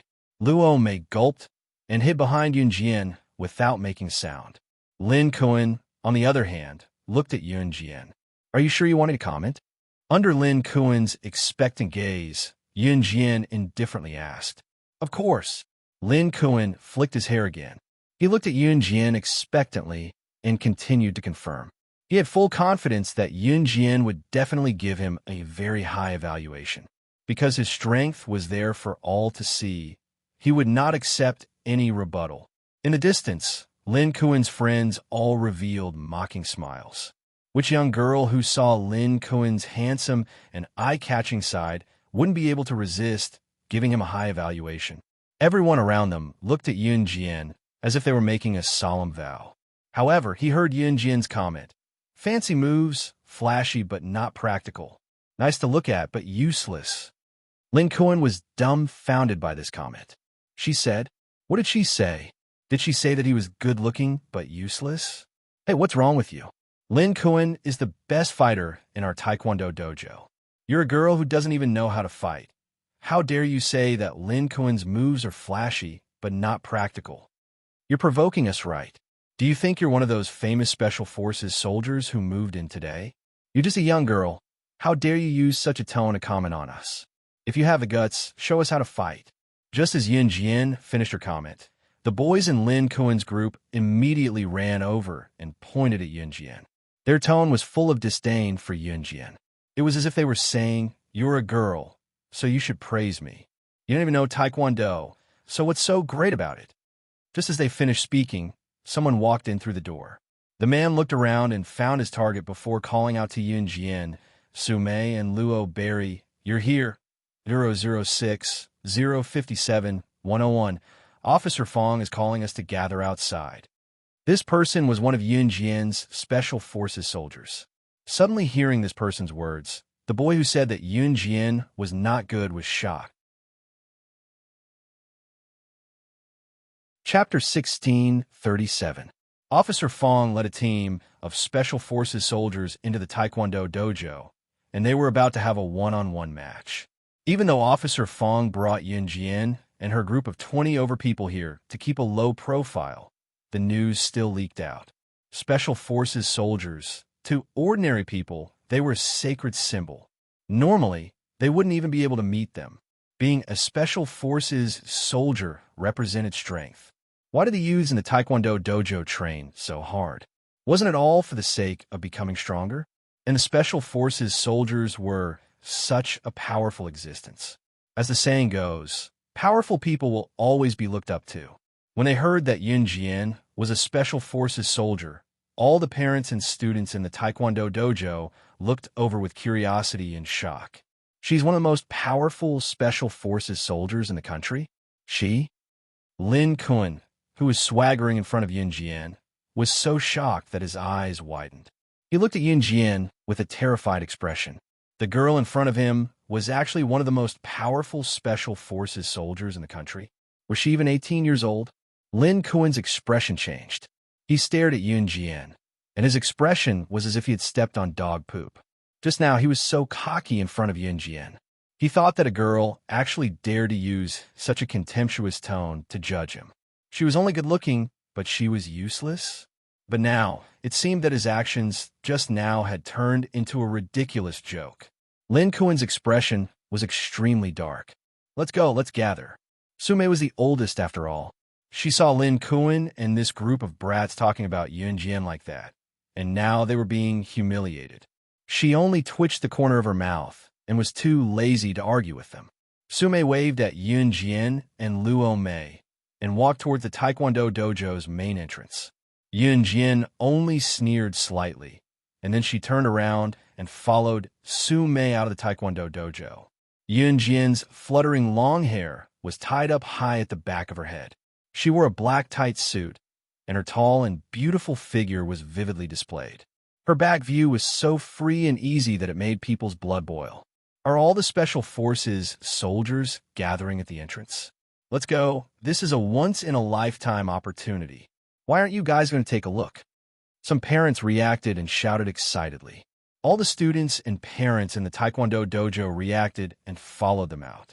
Although Lin Kuan felt awkward, he couldn't hold back his curiosity and walked out of the Taekwondo dojo's group. The three of them were the last to gather at the entrance. Chi Fong was currently standing on the steps of the Taekwondo gym, looking down at them. By the time the three of them entered the troop and stood at attention, everyone was already present. At this time, Lin Kuan and the others walked out of the Taekwondo dojo's entrance, full of curiosity. Everyone stood in the distance and looked at Yunjian's group of 20 people. Tomorrow, we will officially start the one-on-one competition. The rules are simple. We will draw lots to fight. The winner will stay, and the loser will pack up and leave. From today onwards, there will be a competition every day until the final 3 people are chosen. Officer Fong and the others were all present, and he spoke very solemnly. Because they were temporarily gathered at the entrance of the Taekwondo dojo, the passers-by stopped and looked over. Parents, Lin Kuan, and the others were all standing around. What shocked Lin Kuan and the others the most was that Yunjian was actually a member of the Special Forces. But the shock was far more than that. After Officer Fong finished his speech, he continued, "Now, each of you can express your thoughts or your confidence in the competition." Officer Fong looked at Yunjian and said to Yunjian, 006, "You have the best ability. You go first." After he finished speaking, Lin Kuan and the others watched as Yunjian walked out from the group of Special Forces soldiers and then walked up the best ability. The youngest girl actually had the best ability. Chapter 1638. Lin Kuan and the others watched as Yunjian left the team and slowly walked to the stairs of the Taekwondo dojo. She stood next to Chi Fong and turned around to look down at the people in the team. Seeing Yunjian's solemn look, Lin Kuan and the others who were standing in the distance had an illusion for a moment. Yunjian's appearance was like the king of all, looking down on everyone. Although Yunjian's age and the aura she was exuding at this moment were completely different, Lin Kuan and the others who were standing in the distance couldn't help but be impressed by Yunjian's aura. At this moment, Lin Kuan seemed to feel the difference between himself as a Taekwondo player and Yunjian as the king of the Special Forces. In spite of it, Lin Kuan swallowed hard and shook his head, refocusing his gaze on Yunjian. He saw Yunjian standing next to Chi Fong. She narrowed her eyes and pursed her lips. In front of so many people, adults and children, she calmly said a sentence that made everyone feel that she was arrogant. "First place in this year's qualifier. Sorry, it's mine." Yunjian's words were arrogant to the extreme. If the person who said this was a tall and sturdy man with great strength, no one present would have any doubts about it. But the person who said this was an underage girl who looked like she wasn't even 18 years old. Although Yunjian's figure was slim, she was already 165 meters tall. Among women, this height wasn't considered short. In spite of it, Yunjian was skinny. Her slender figure made her look like a frail little girl. Let's not talk about this. Look at the group of Special Forces soldiers standing below. Which one of them was as thin as Yunjian? But Yunjian was still so arrogant. Although Chi Fong said that Yunjian's ability was the best, but ability didn't represent strength. This young lady was able to become a Special Forces soldier at such a young age. She even stood out after eliminating the other Special Forces soldiers. She's really amazing. It's a pity that she's not modest, and her strength isn't that strong either. Such an arrogant little girl won't last long. A male parent who knew about one of the contestants shook his head and sighed. Huh, who are you trying to impress? Nan Lin Lin, who was standing in the distance, sneered when she heard Yun Jin's words. He didn't say anything else. Zhou Duanjing and the others, who had always been at odds with Yun Jin, didn't try to undermine her after Yun Jin spoke in front of so many people. When Yun Jin returned to her original position, it was Zhou Duanjing's turn. Zhou Duanjing glared at Yun Jin fiercely and strode up the stairs. 006, the one-on-one competition will officially start tomorrow.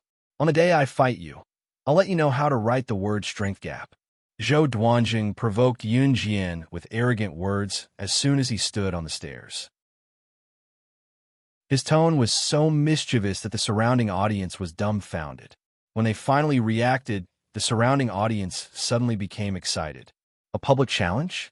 Then, the one-on-one competition from tomorrow onwards would be fun. When Zhou Duanjing came down the stairs, Yun Jin narrowed her eyes and met his gaze. She mercilessly rebutted Zhou Duanjing's provocation in front of everyone. Chapter 1639. Yun Jin's counterattack made Zhou Duanjing's face darken. Anyone who was smart enough could tell that Zhou Duanjing and Yun Jin were not on good terms. I'll see you in the arena. Zhou Duanjing gritted her teeth and spat back at Yun Jin. Zhou Duanjing was a member of the Special Forces after all. Lin Kuan, who wanted to show off in front of Yun Jin, felt a shiver run down his spine. Lin Kuan was still young. Although he was considered the most talented and powerful among the youths at his age, he was still young. But compared to the Special Forces, it was not even worth mentioning. Especially for a Special Forces soldier like Zhou Duanjing, who exuded an imposing aura. Lin Kuan felt his hair stand on end just by looking at Zhou Duanjing's eyes, let alone talking to Zhou Duanjing as arrogantly as Yun Jin did. I'll wait for the day I kick you out of the competition. That kind of arrogant words. Regardless of Yun Jin's strength, Lin Kuan swallowed his saliva hard. Officer Fong obviously did not stop Yun Jin and Zhou Duanjing from verbally challenging each other. Sometimes, if one didn't stimulate one's potential, one would never know what realm one's strength could reach. After all the members went up to express their fighting spirit, Officer Fong concluded with a final sentence before dismissing everyone. From tomorrow onwards, no matter if you leave or stay, please remember that you are the best. Some people would be frustrated for life because of one failure. Officer Fong was afraid that the Special Forces soldiers who were eliminated would have doubts about their strength. That was why he would transmit some positive energy to them before every large-scale elimination. All right, from now on, you can hang your number tags on your chests. Tomorrow onwards, you will enter the finals and compete one-on-one. You could dismiss now. After Officer Fong finished speaking, he announced the dismissal. The moment Officer Fong announced the dismissal, Luo Berry breathed a sigh of relief for some reason. Luo Berry then took out the number tag from his pocket and fastened it on his chest. Although Luo Berry and Nan Lin Lin would not be participating in the finals tomorrow, the two of them trained like Yun Jin and the rest. Why can't this brooch be fastened? Sister Moldy, can you help me take a look? Luo Berry tried for a long time, but she couldn't close the number tag on her chest. She tugged at it for a long time before leaning toward Sumei. At this moment, Yun Jin was standing not far away. She crossed her arms in front of her chest and did not touch her number tag, because Lin Kuan, who was showing off in front of her just now, was standing in front of her. So you're from the Special Forces. Let's be friends. My dream is to be a Special Forces soldier too. To become a soldier. I believe that with my strength, I can definitely become a Special Forces soldier like you. It's just that God hasn't given me the opportunity to join the Special Forces like you did. But I believe that I will definitely join the Special Forces. I think we must be on the same side. So let's be friends. Lin Kuan confidently extended his hand towards Yun Jin. He had a mysterious confidence that if he joined the Special Forces, his strength would definitely be stronger than Yunjian's. If a girl of Yunjian's age could join the Special Forces, it meant that it wouldn't be difficult to stand out in the Special Forces. And with his strength, it would be extremely easy to stand out in the Special Forces. In short, Lin Kuan was full of confidence in himself. Even Yunjian could not help twitching the corners of her lips when she saw how confident she was. Lin Kuan actually personally invited a girl to be his friend. So handsome, so handsome. I'm going to faint. Why can't I be that girl? That girl is so lucky. Oh my God, I'm really going to die from how handsome he is. Indeed, Lin Kuan is the most handsome when he's making friends. That girl has a few lifetimes of good luck. She can actually become friends with Lin Kuan. The group of girls who were cheering for Lin Kuan when he was punching earlier all pretended to be infatuated with him. Lin Kuan admitted that he made friends with Yunjian because of her good looks. But towards Yunjian, Lin Kuan didn't have that kind of feeling. He simply felt that Yunjian's strength was weaker than his. But he also felt that being a member of the Special Forces might be of great help to his future development. Just as Lin Kuan extended his hand towards Yunjian, Yunjian narrowed her eyes. But before she could say anything, Yunjian felt an extra hand around her waist. The next second, a large palm grabbed her waist and pulled her into a warm and comfortable embrace. Stay away from my woman, and you can live a long life. Chapter 1640. That warm chest. Even if Yunjian didn't guess, she could guess who it was. Who else could it be other than him? As long as Yunjian was free and could come out, C.E. would come to find her. To describe C.E. in an unkind way, even if she hid at the ends of the earth, he would still use his super invincible nose that was 100 million times more sensitive than a dog's nose to find her. Shoo! If she told him that she dared to use the super invincible nose to describe his ability to find people, Yunjian reckoned that she wouldn't be able to get out of bed tomorrow. He would definitely love and dote on her. You are her boyfriend?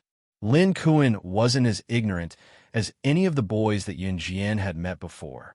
Other than being arrogant, Lin Kuan was an outstanding person. Hearing C.E. call Yunjian his woman, Lin Kuan immediately reacted. The man in front of him was Yunjian's boyfriend? We are already married. She is now my wife. See, he didn't care what Lin Kuan thought of Yunjian. As he spoke, he reached his slender hand into his trouser pocket. Yunjian only needed to look at C.E.'s hand gesture to know what C.E. was going to do. He was going to take out their marriage certificate from country Oregon.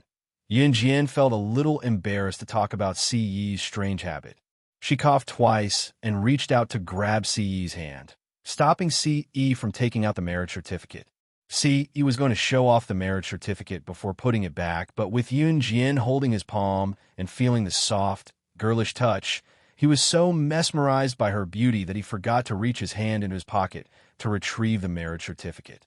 Hearing C.E. say that Yunjian was his wife, the surrounding people were a little surprised. However, looking at C.E.'s handsome face, they couldn't refute him. C.E.'s handsomeness made everyone present speechless. Ahem, that's her boyfriend, I know. Lin Kuan coughed twice. Couples in school would sometimes use husband and wife to refer to each other. Lin Kuan didn't find it strange. I just want to be friends with her. After all, we are both outstanding talents. It's normal for talents to make friends with talents. Besides, I don't have any bad intentions. Lin Kuan thought that he was in the right as he spoke to C.E. boldly. In spite of it, C.E. cut Lin Kuan off halfway through. Do you think you're worthy of being friends with my woman? Befriending his Xiao Jian? C.E. held back his urge to shoot Lin Kuan as he hugged Yunjian's soft body and refused to let go. So soft, especially the fullness that his arm rubbed against. Just by rubbing her plump breast with his hand, he could feel her fullness. I really want to rub it, touch it, lick it. Cough, cough. If Yunjian knew what C.E. was thinking right now, she probably wouldn't allow C.E. to hug her. Wow, Yunjian, you're married. Congrats, congrats, congrats. As a good friend, I'm definitely going to attend your wedding in the future. Luo Mei was surprised by C.E.'s words, but she chose to believe him and congratulated Yunjian right away. Luo Mei was still fiddling with the number tag on her chest with Su Mei, so she congratulated Yunjian when she heard what Si said. Su Mei was surprised as well, but she was more mature than Luo Mei, so she did not say much. Of course, hearing that Luo Mei was going to attend her and Si's wedding, Yunjian broke into a smile. Luo Mei lowered her head to fiddle with her number tag after she was done talking to Yunjian. Why couldn't she get it up? Nan Linlin, who was a distance away, was indignant when she saw that Yunjian had such a handsome boyfriend. Seeing that Luo Mei was close to Yunjian and was fiddling with her brooch, Nan Linlin walked over and bumped into Luo Mei hard. Ah! Luo Mei fiddled with the brooch, and it pierced into her hand. She screamed from the pain. Yunjian and Su Mei were about to make a move when they saw it. However, before Yunjian and Su Mei could do anything, Nan Linlin, who was about to enter the Taekwondo dojo, was grabbed by Imo-san, who was standing behind Si, stopping her from moving forward. Chapter 1641. If a person were to stand up for someone of the opposite sex whom they had never met, then this person might just be mentally unstable and suddenly wanted to avenge the other party. Imo-san, who stood behind Si, saw from the best position that Nan Linlin saw Luo Mei fiddling with the brooch on the number tag and purposely bumped into her, causing Luo Mei's hand to stab the brooch hard. Yunjian was Luo Mei's friend, but when Imo-san saw this scene, he instinctively rushed forward to avenge Luo Mei. The brooch wasn't deep, but it wasn't shallow either. It was bleeding. Luo Mei gritted her teeth in pain and pulled the brooch out of her hand. Nan Linlin, who was dragged to the ground by Imo-san, wanted to say something arrogantly, but when she saw Imo-san's murderous gaze, she was so frightened that she quickly apologized. "I am sorry. I'm sorry." Nan Linlin ran away as fast as she could after apologizing. Seeing this, Imo-san didn't chase after her. He saw Luo Mei pull the brooch out of her hand, and it was bleeding profusely. Hence, he took out a few pieces of tissue paper from his pocket and walked over to Luo Mei's other hand that wasn't injured. He placed the tissue paper on Luo Mei's uninjured hand and turned to stand behind Si without a word. Lubi stared blankly at the tissue paper that Imo-san had placed on her hand. She widened her beautiful eyes and glanced at Imo-san before lowering her head to look at the tissue paper in her hand. Thank you." Luo Mei thanked Imo-san politely. Imo-san didn't say anything. Imo-san's appearance was also very outstanding. Although he wasn't as handsome as Shuang, he was still very handsome. If Shuang didn't have that terrifying scar on his neck, he would be the most handsome of the 4 leaders of an Han group. Unfortunately, with such a long scar, Imo-san was more handsome than Shuang, even though Shuang was still handsome. The finals are starting tomorrow. How about it, young man? Do you want to have a meal together? Officer Fong walked over from the side and looked at Si with a young man with a bright future look as he invited him in a friendly manner. "Everyone, let's go together. I'll be the host today. Let's have a good meal at the hotel." Officer Fong called the others and said excitedly. Since Yunjian wanted to go, Si naturally wanted to go too. Nan Linlin's plan failed, and no one wanted to talk to Luo Mei, even Officer Fong's opinion of her. Hence, no one called her when they went to the hotel for a meal. Officer Fong ordered 3 to 4 tables of food. More than 20 people gathered together and ate with relish. Tomorrow was going to be a new battle, but before that, it was best to relax while he could. Luo Mei to see Luo Mei. Luo Berry was a little shy because Imo-san had stood up for her just now. She didn't dare to raise her head. Yunjian was holding a glass of Sprite and enjoying it. Delicacies were usually eaten slowly and in the most comfortable way. Only then could one understand the true essence of delicacies. Officer Fong came over with a glass of wine and toasted Si and Imo Senator then. He walked over to Si curiously. Seeing that Si had not let go of Yunjian's hand, he jokingly asked Si in front of everyone, "You 2 young people are so loving. You can't bear to let go of each other at all times. Speaking of which, how far have you two young people gone. Officer Fong raised his eyebrows and looked at C.E. curiously. Yunjian's hand paused when she heard this. Then C.E. suddenly said, "I've done everything I should and shouldn't."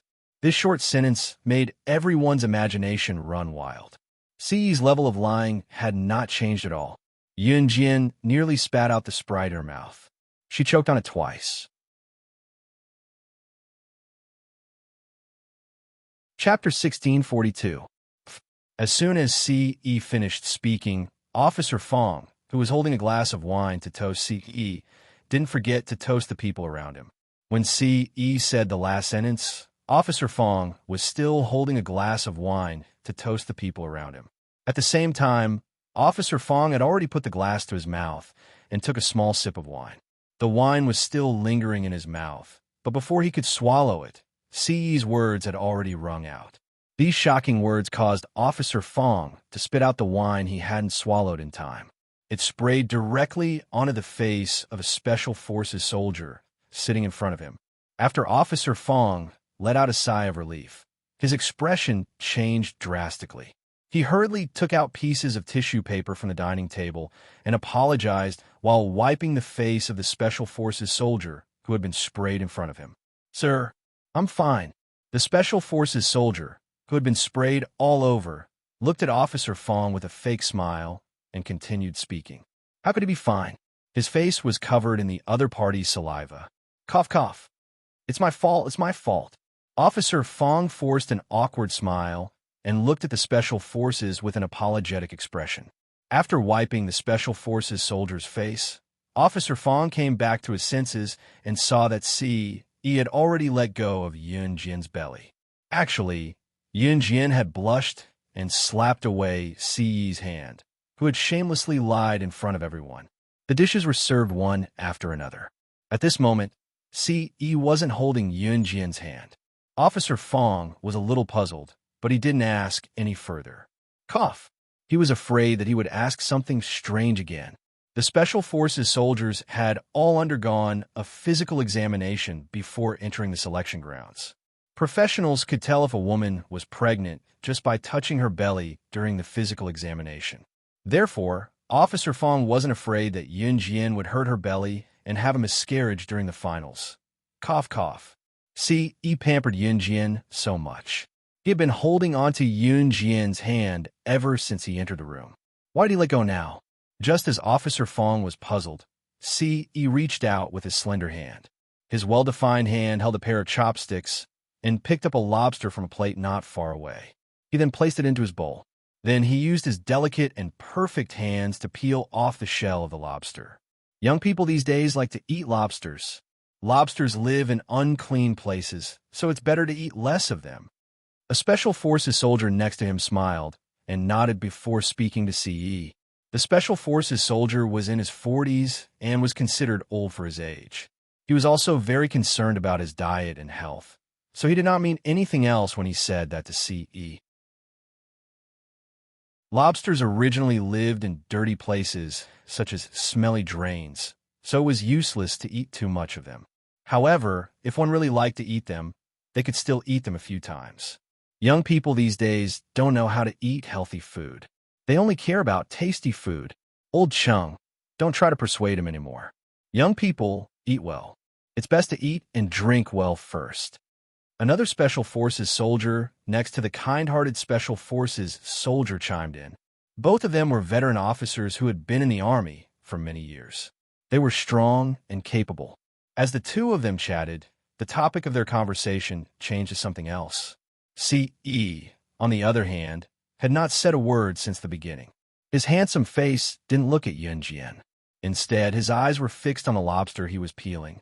Everyone around them thought that C.E. liked to eat lobsters. Some people liked to eat lobsters, but they were too lazy to peel them. Delicious lobsters were usually fried with oil.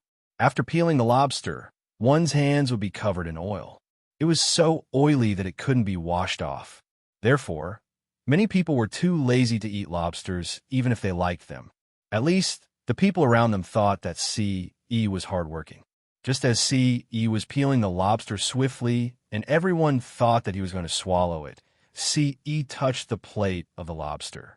Ce dipped the lobster meat in the bottom of the plate and fed the lobster that he had painstakingly peeled to Yunjian. Xiao Jian eat. He looked at her gently, showing a tenderness that he only showed to her. The people around them were surprised. Chapter 1643. Yunjian loved to eat prawns and lobsters. However, she rarely ate lobsters because the shell was hard to remove. This was because Xiao Yunju had once fed Yunjian the lobster he had painstakingly peeled. Yunjian pinched Xiao Yunju's tender cheeks. See, he only found out about it then. Therefore, when the dishes were served today, Ce peeled the lobsters as soon as he saw them. He peeled it very carefully, peeling off all the hard shells without leaving a single trace. If one were to ask if Ce was a very hard-working person, the answer would be no. Ce never peeled lobsters himself. In fact, he had never eaten lobsters that were fished out of smelly drains before. However, ever since he saw Yunjian eat the lobster Xiao Yunju had peeled for her, she revealed a satisfied expression. She even pinched Xiao Yunju's cheeks. Ce was moved. In order to peel lobsters for Yunjian, he had specially researched lobsters. Therefore, Ce quickly finished peeling off the shell of the lobster and delivered it to Yunjian's mouth. Yunjian was shocked. She glanced sideways at Ce. However, as she watched Ce, she bit, chewed, and swallowed the lobster. During this process, Yunjian kept staring at Ce's face. Although she didn't express her emotions, Yunjian's heart was filled with warmth. It was as if her entire body was enveloped by something called warmth. Is it delicious? Ce's warm voice sounded. His words were filled with warmth. He looked at Yunjian with his easygoing eyes. It was as if even the coldest snow mountain could be melted by his eyes. Yunjian lowered her head slightly. She blushed and nodded gently. It's delicious. I really like this taste. She had never told anyone that she liked lobsters.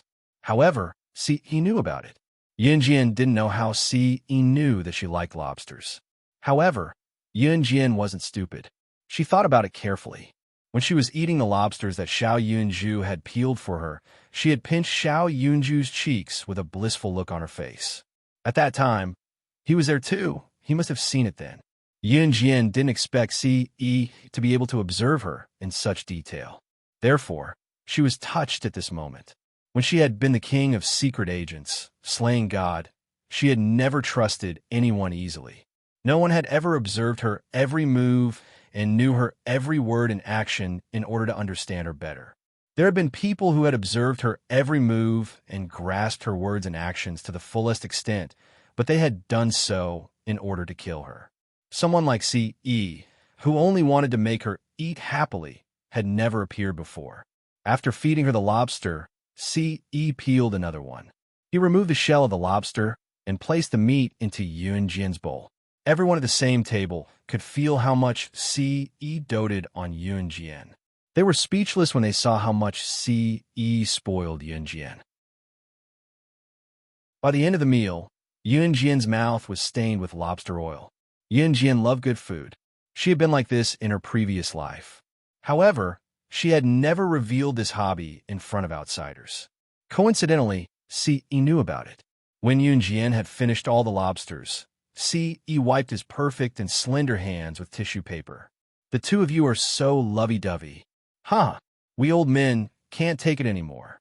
When they left, the Special Forces soldiers laughed and teased Yunjian and Ce. In the end, only Yunjian, Ce, and a few others were left.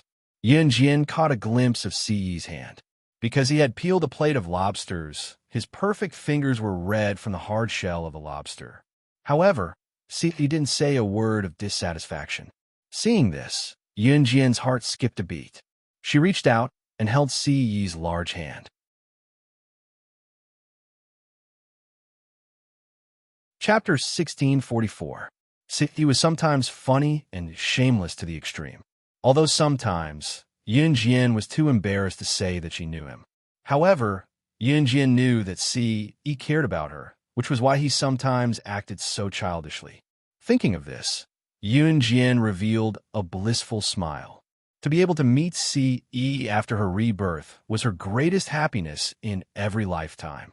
Whether it was when she was the sorcerer goddess in her previous life or now, as Yunjian, she wanted to be with him forever, until death. When Yunjian returned to the Taekwondo dojo, C.E. accompanied her all the way. Yunjian stayed in the hotel on the third floor of the Taekwondo dojo and shared a room with Luo Mei. Su Mei and Nan Linlin shared a room. The contestants were not allowed to change their rooms or go out to find another place to stay during the competition. So, Yunjian naturally could not go out with C.E. Therefore, C.E. also booked a room on the third floor of the Taekwondo dojo, which was not far from Yunjian's room. Of course, Imo-san did not dare to stay with C.E., so he stayed next to C.E. The night continued to spread. At 10 o'clock in the evening, there were 2 beds in their hotel room. Yunjian slept on the one by the window, while Luo Mei slept on the one by the bathroom. "Where are you going?" Yunjian sensed Luo Mei walking towards the door. In the darkness, although her eyes were closed, she suddenly opened her mouth the moment Luo Mei walked towards the door. Luo Mei originally wanted to sneak out by herself, but she did not expect to be discovered by Yunjian. Luo Mei originally thought that Yunjian was asleep, so her movements were light when she went out. However, Yunjian's voice suddenly rang out, which startled Luo Mei. "Ah, you scared me. You're not asleep yet? I want to take a walk on the rooftop." "I can't sleep," Luo Mei said to Yunjian after she calmed down and patted her chest in fright. After a while, Yunjian's voice sounded faintly. After a pause, Yunjian nodded and said, "Don't go back too late. It's not safe." "Yes, I was just going for a walk. I'll be back soon." Hearing that Yunjian cared about her, Luo Mei was moved for a while and nodded vigorously. Luo Berry was born in a wealthy family. Her family was very rich. For example, her family was so rich that they could buy dozens of helicopters in one go. They were also the aristocratic families that people often talked about. Although Luo Mei was the eldest daughter of a wealthy family, she was usually very lonely. Her mother was a strong career woman, and her father was the chairman of a company. The two of them took turns to go on business trips, and the only one who took care of Luo Berry was the nanny at home. But as a nanny, how good could she be to a person? Libby had been very lonely since she was young. Because of her good family background, many children were unwilling to make friends with her. Some time ago, even her best friend had left her. The reason was that her best friend's boyfriend saw that Luo Mei's family background was good, so he forced her to break up with her best friend to pursue her. Luo Mei naturally didn't agree, but after she rejected the pursuit of her best friend's ex-boyfriend, she went to find her best friend. Luo Mei still remembered that day. After she found her best friend, she tried to reach out to her best friend, but she gave her a resounding slap on the spot. In front of everyone, she called her a whore and said that she could steal other people's boyfriends just because she was rich. That was why Luo Mei came to the selection field without hesitation. She wanted to let herself forget the past that she didn't want to remember in the painful training. After hearing Yunjian's concern, Luo Mei was very moved. At this moment, she had already left the hotel room and walked to the rooftop. The Taekwondo dojo only had 3 floors, but the rooftop was very big and the decoration was very good. Luo Mei's heart was low, and she had already reached the top of the rooftop. Just as Luo Mei opened the door of the rooftop, she bumped into a slender figure.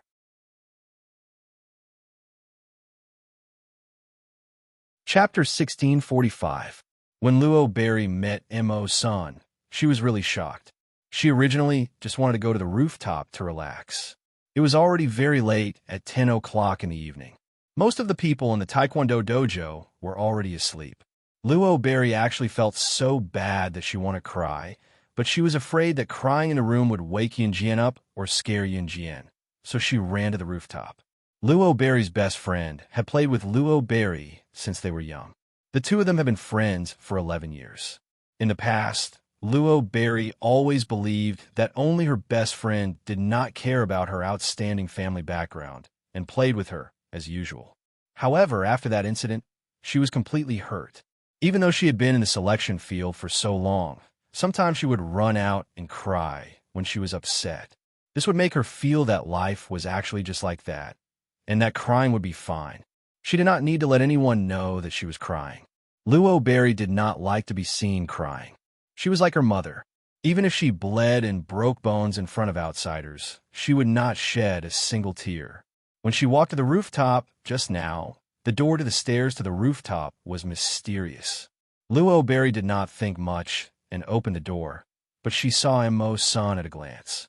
When she saw Immerse for the first time, and it was also late at night, Luo Berry was so scared that she took a step back. Her legs went soft, and she fell directly to the stairs. However, before Luo Berry fell, Immerse reacted naturally and reached out his hand to grab Luo Berry, who was about to fall down the stairs, and pulled her to him. Immerse was a very gentleman.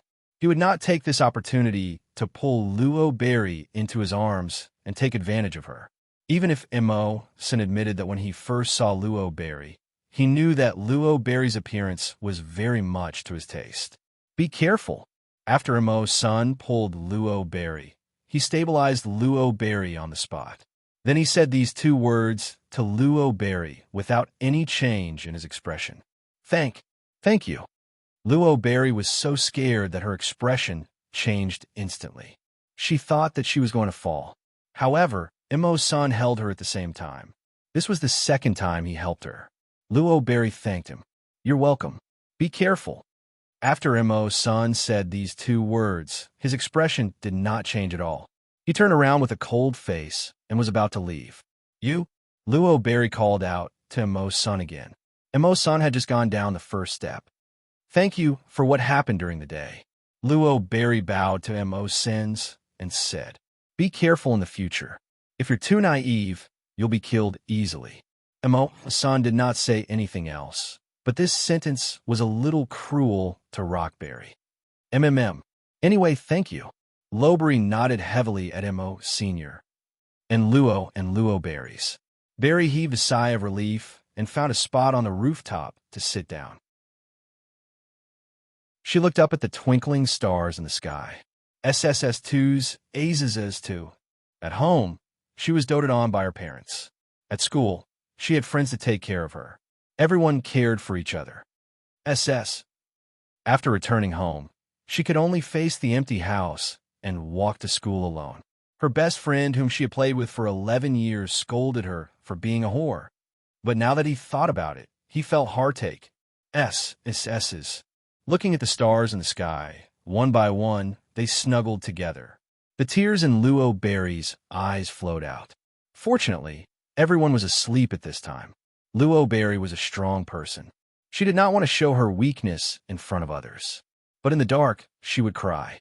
Like all young girls in their youth, she would bear her own pain alone. After crying for about 20 minutes, Luo Berry did not make any sound when she cried. When she was tired from crying, Luo Berry stood up and went back to her hotel room as usual. Suddenly, a man's voice sounded in her ear. Stop crying. Luo Berry stood up and saw Immerse standing beside her. She was so scared that she took a big step back and asked on the spot, Why haven't you left? How long have you been standing here? Luo Berry was most afraid of people seeing her weak side. So the moment she saw Immerse, her expression changed drastically.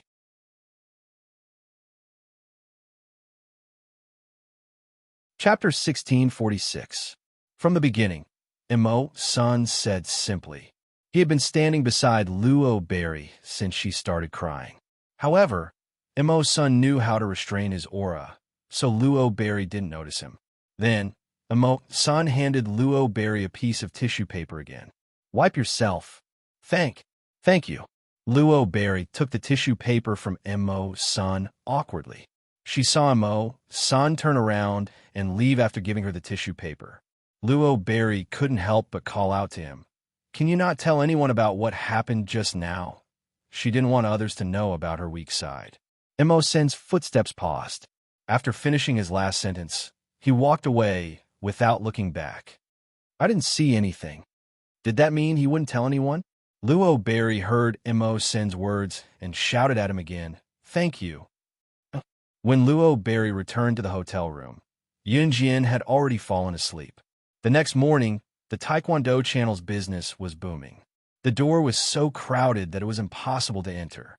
It was mainly because some people with big mouths spread the news that 20 Special Forces soldiers were going to have a one-on-one fight here. Countless locals came here to see the Special Forces soldiers in a one-on-one fight. Lin Kuan and his group came here early in the morning. Lin Kuan mainly felt that his strength was on par with Yunjian's. He came here to see what kind of realm Yunjian could reach. There's so many people. Luo Berry woke up early. Her eyes were red from crying last night, and she had already used ice water to cool them down. She was shocked by the crowd when she came out of the hotel room. Yunjian's voice sounded indifferently. See, and Mo's son came over at this time. Luo Berry looked into the distance and could clearly feel Mo's son's gaze on her from behind Ce. At first, she unconsciously turned her head to glance at the gaze that was staring at her. However, when she realized that Mo's son was really staring at her, she was so scared that she turned her head away and didn't dare to look at him again. The first round of the preliminaries is about to begin. 006, 057, get on stage. Someone ran over from afar and shouted for Yunjian and Su Mei to get on stage. Yunjian glanced at Ce before walking over with Su Mei. Good luck. Luo Mei didn't participate, but when she saw that Yunjian and Su Mei were about to leave, she waved to Yunjian and Su Mei and made a cheering gesture. This time, the competition would be in the form of drawing lots. In the first round of the competition, there were a total of 20 people, and everyone had to draw a lot. The numbers were from 1 to 10, and each piece of white paper was marked with numbers from 1 to 10. There were a total of 20 lots. The numbers from 1 to 10 would appear twice, so there would be a total of 20 lots. In these 20 lots, 2 people would draw one. Then, these 2 people would be the opponents of each other. The winner would then continue to battle the next day, and the loser would be eliminated on the spot. Yunjian drew a 6 again, while Su Mei drew a 9. This competition was organized according to the order. The 2 people who drew 1 would fight each other, and they would take turns. By the time it was Yunjian's turn, the whole place was in an uproar. Yunjian was the youngest, but everyone present had seen how arrogant Yunjian was yesterday. So, they were all very excited to see Yunjian's strength. What was even more exciting was that Zhou Duanjing, who had challenged Yunjian yesterday, was the first person to go up against Yunjian. Holding the number 6, Zhou Duanjing glared at Yunjian fiercely and walked to the temporary arena where he was facing Yunjian. The arena was more than a meter above the ground. 006, looks like you're quite lucky. Wait a moment, I'll kick you out of the preliminaries. Zhou Duanjing glared at Yunjian and said fiercely. Yunjian didn't reply to Zhou Duanjing. At this moment, everyone around looked at the scene in front of them excitedly. It wasn't until Officer Fong solemnly announced the start of the battle that Zhou Duanjing shouted and pounced on Yunjian. He wanted to kick Yunjian out of the arena with 1 punch. Yunjian didn't move. Is she scared out of her wits? Someone asked in surprise. Get out of the preliminaries. Zhou Duanjing had already come to Yunjian's side. However, just as Zhou Duanjing's fist was about to reach Yunjian, Yunjian just tilted her body sideways and dodged Zhou Duanjing's punch. In a second, she flashed behind Zhou Duanjing, stood behind him, and kicked Zhou Duanjing off the stage, ending the competition. It was so fast that the naked eye couldn't see when Yunjian came behind Zhou Duanjing. It was really just a second. Yunjian won this battle in a second. At this moment, everyone's eyes widened, and their faces changed rapidly. How did Yunjian win just like that? Officer Fong had just announced the start of the competition. How did it end? Didn't it just start? Some people were so scared that they didn't even have time to react. How did it end just as it started? Yunjian really won so easily? The competition hadn't even started yet.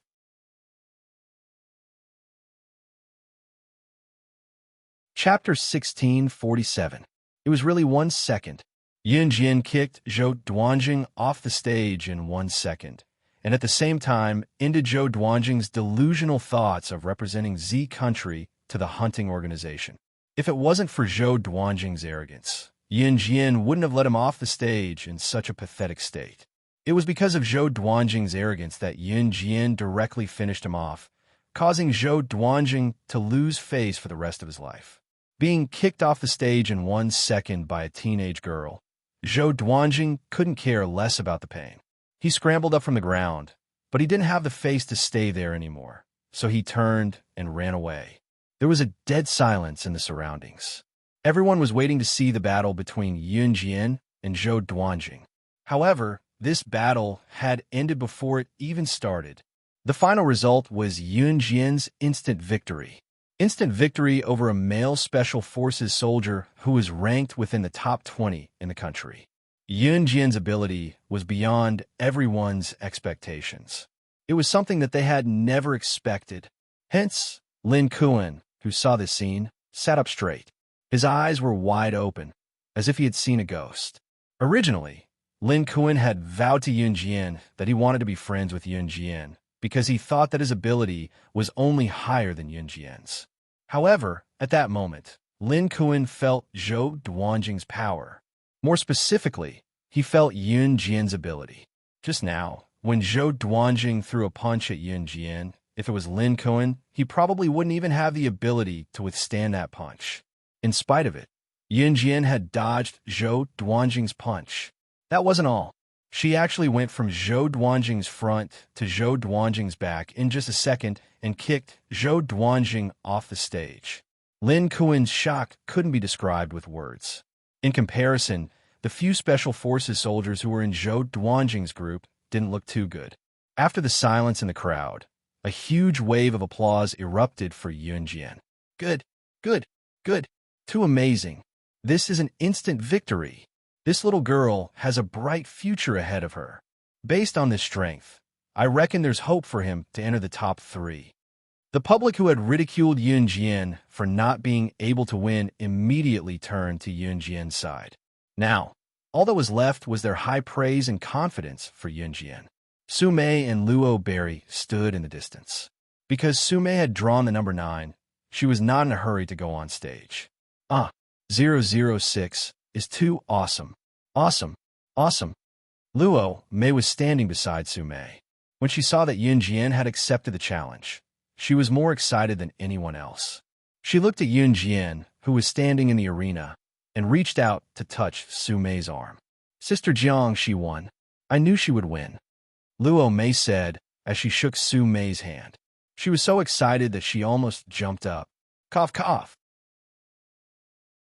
A muffled cough came from his side. It was a magnetic male voice. Luo Berry held her hand and had just recovered from her excitement. She raised her head and looked to the right, only to see Mo Sen's handsome side profile. Where's Sister Jiang? Luo Berry suddenly realized that she was holding Mo Sen's hand. She was so shocked that she quickly let go and asked, I'm here. Su Mei was standing beside Luo Berry just now, but she had walked away. When she saw that Luo Berry had held the wrong person, Su Mei said awkwardly. Luo Berry's face suddenly turned as red as an apple. Yun Jian stood in the arena. Just as she was about to leave the arena, she saw Ce, who was standing below the arena, jump onto the arena with one leg. He held Yun Jian's hand and walked down. The arena was open to the audience. Hence, the scene of Ce holding Yun Jian's hand and leaving the arena was exposed to the audience. Ce seemed to be holding Yun Jian's hand and walking down the arena after declaring his sovereignty. In addition to Ce's unbelievably handsome looks, Yun Jian's pretty face was a perfect match for him. The degree of compatibility between the two of them made the audience below scream. Oh my God, there are actually 2 people who are so compatible in this world. They are so loving.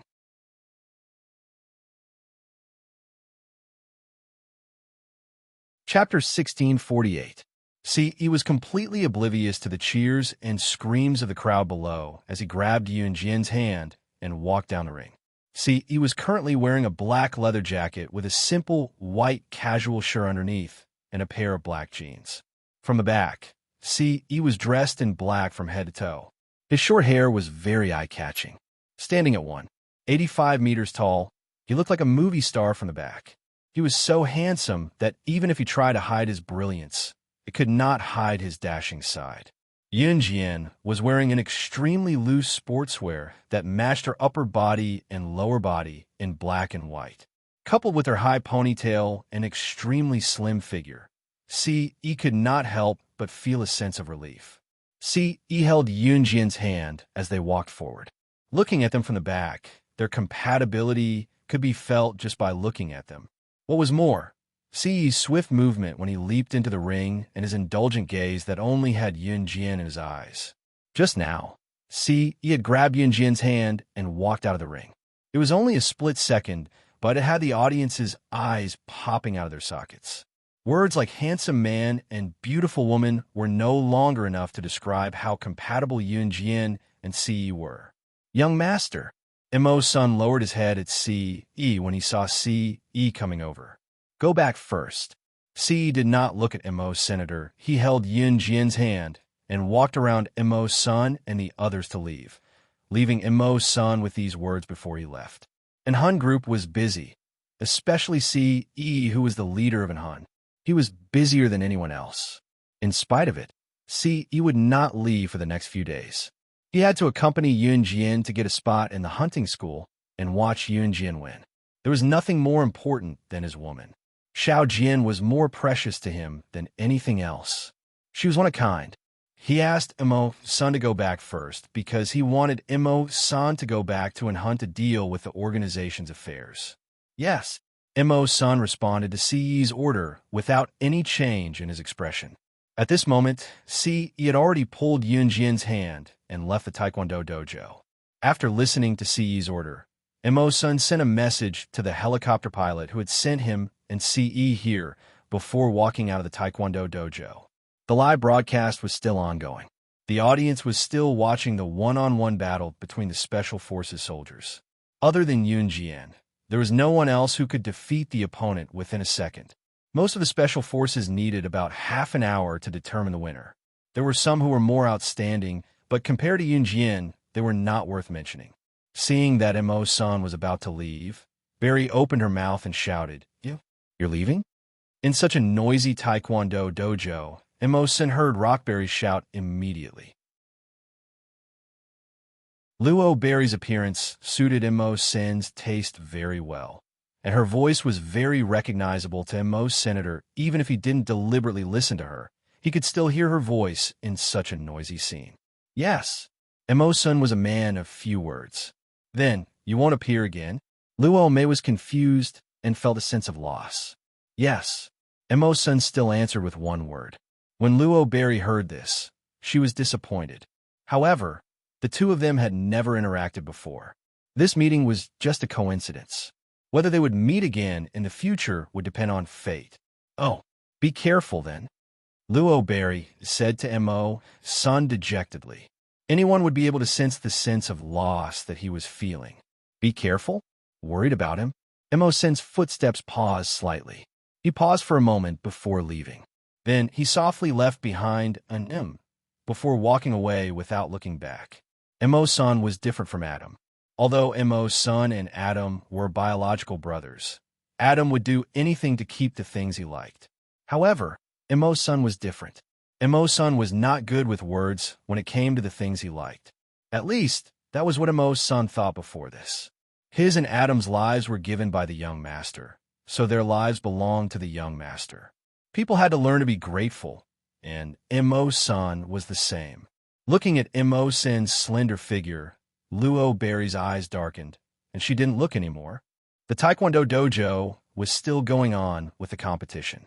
Ce brought Yunjian directly to a sea of flowers. There was no end in sight, and there was some natural beauty. Trees, mountains, rivers, everything was natural scenery, and nothing could be more beautiful. When Ce brought Yunjian here, Yunjian saw hot air balloons one after another not far away. She was slightly stunned. However, she heard Ce's magnetic male voice, and his breath sprayed on her head. Do you like it?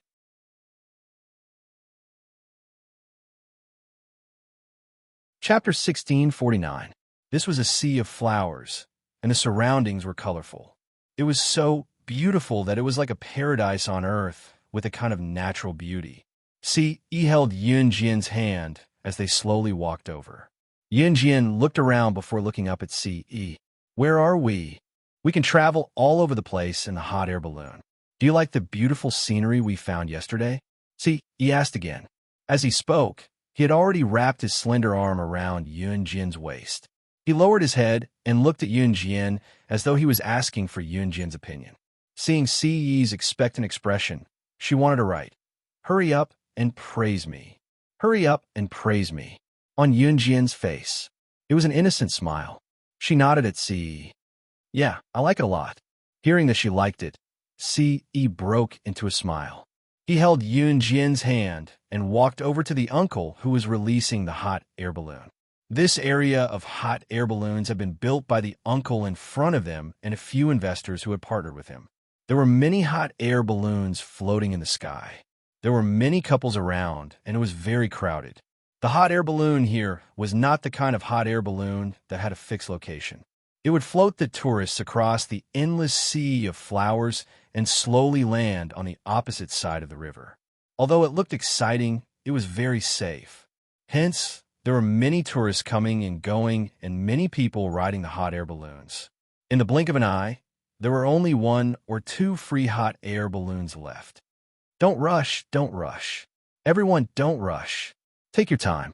We've already contacted the warehouse to deliver the hot air balloons to everyone.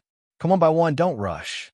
The owner of the hot air balloon, the uncle, was waving his hand to signal the passengers to not rush and that the hot air balloons would be delivered from the warehouse soon. In reality, the weather had been good and the sun was shining brightly over the past few days, so there were many people riding the hot air balloons. As a result, there were not enough hot air balloons. There were many people lining up for the hot air balloon.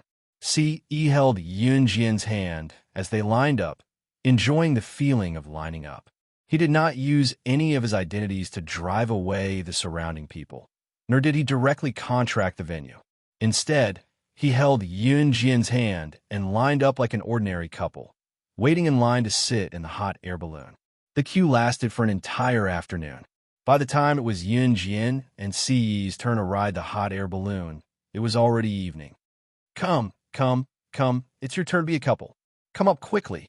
The old man waved at Yunjian and said, "They're husband and wife." C.E. corrected the old man as he waved his hand. Ahem, so young. So they were husband and wife. This little girl is so young, but she has a husband who dotes on her. This way, just step on it. When the old man heard C.E.'s words, he flashed his big yellow teeth and smiled. Then, he gestured for Yunjian and C.E. to board the hot air balloon. The hot air balloon's temperature was controlled very well. Therefore, only a young couple usually sat in the hot air balloon. Because there were handles on the hot air balloon, if one wanted to land, they just had to pull the handle off. When C.E. and Yunjian boarded the hot air balloon, the old man stuck his head out and smiled at Yunjian. Then he said to C.E. with a sneaky look, "Young man, when you're at the highest point of the hot air balloon, give your wife a kiss, and I promise you'll be together for a long time. Let's go." After the old man finished his last sentence, he released the string tied to the hot air balloon. The hot air balloon immediately floated up from the ground and ascended into the sky.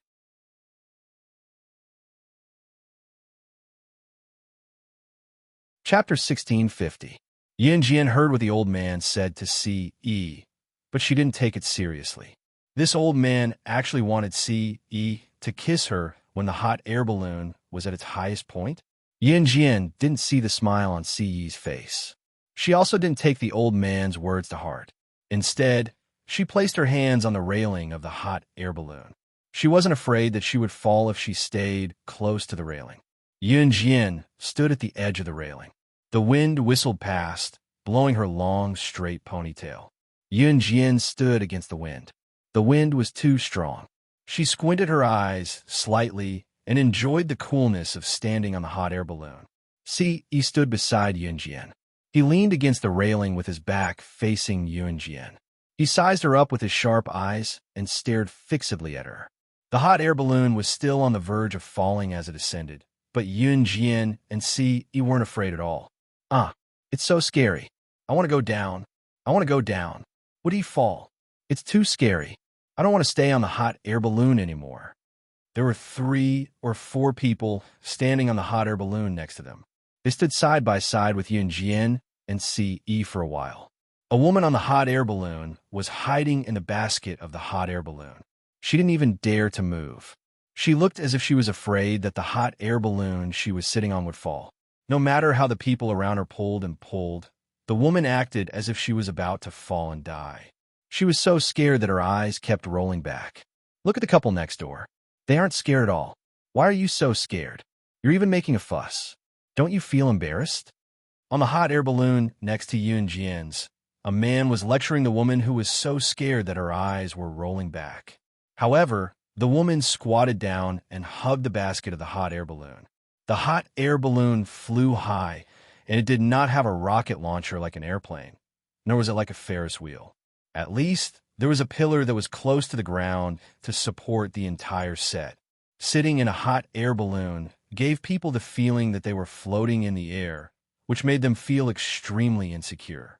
Not long after, the hot air balloon that was flying alongside Yunjian and Ce chose to descend. It was probably not going to play anymore. On the other hand, Yunjian and Ce's hot air balloon gradually rose higher and higher until the people standing on the ground felt as if they were about to fly into the clouds. The heat of the hot air balloon only lasted for a short while. It rose to its highest point and then began to gradually decrease. Ce sized up Yunjian. This made Yunjian shy for a moment. Why do you keep looking at me? There was no one here, but it had risen to the highest point. Yunjian was a little shy as Ce kept staring at her.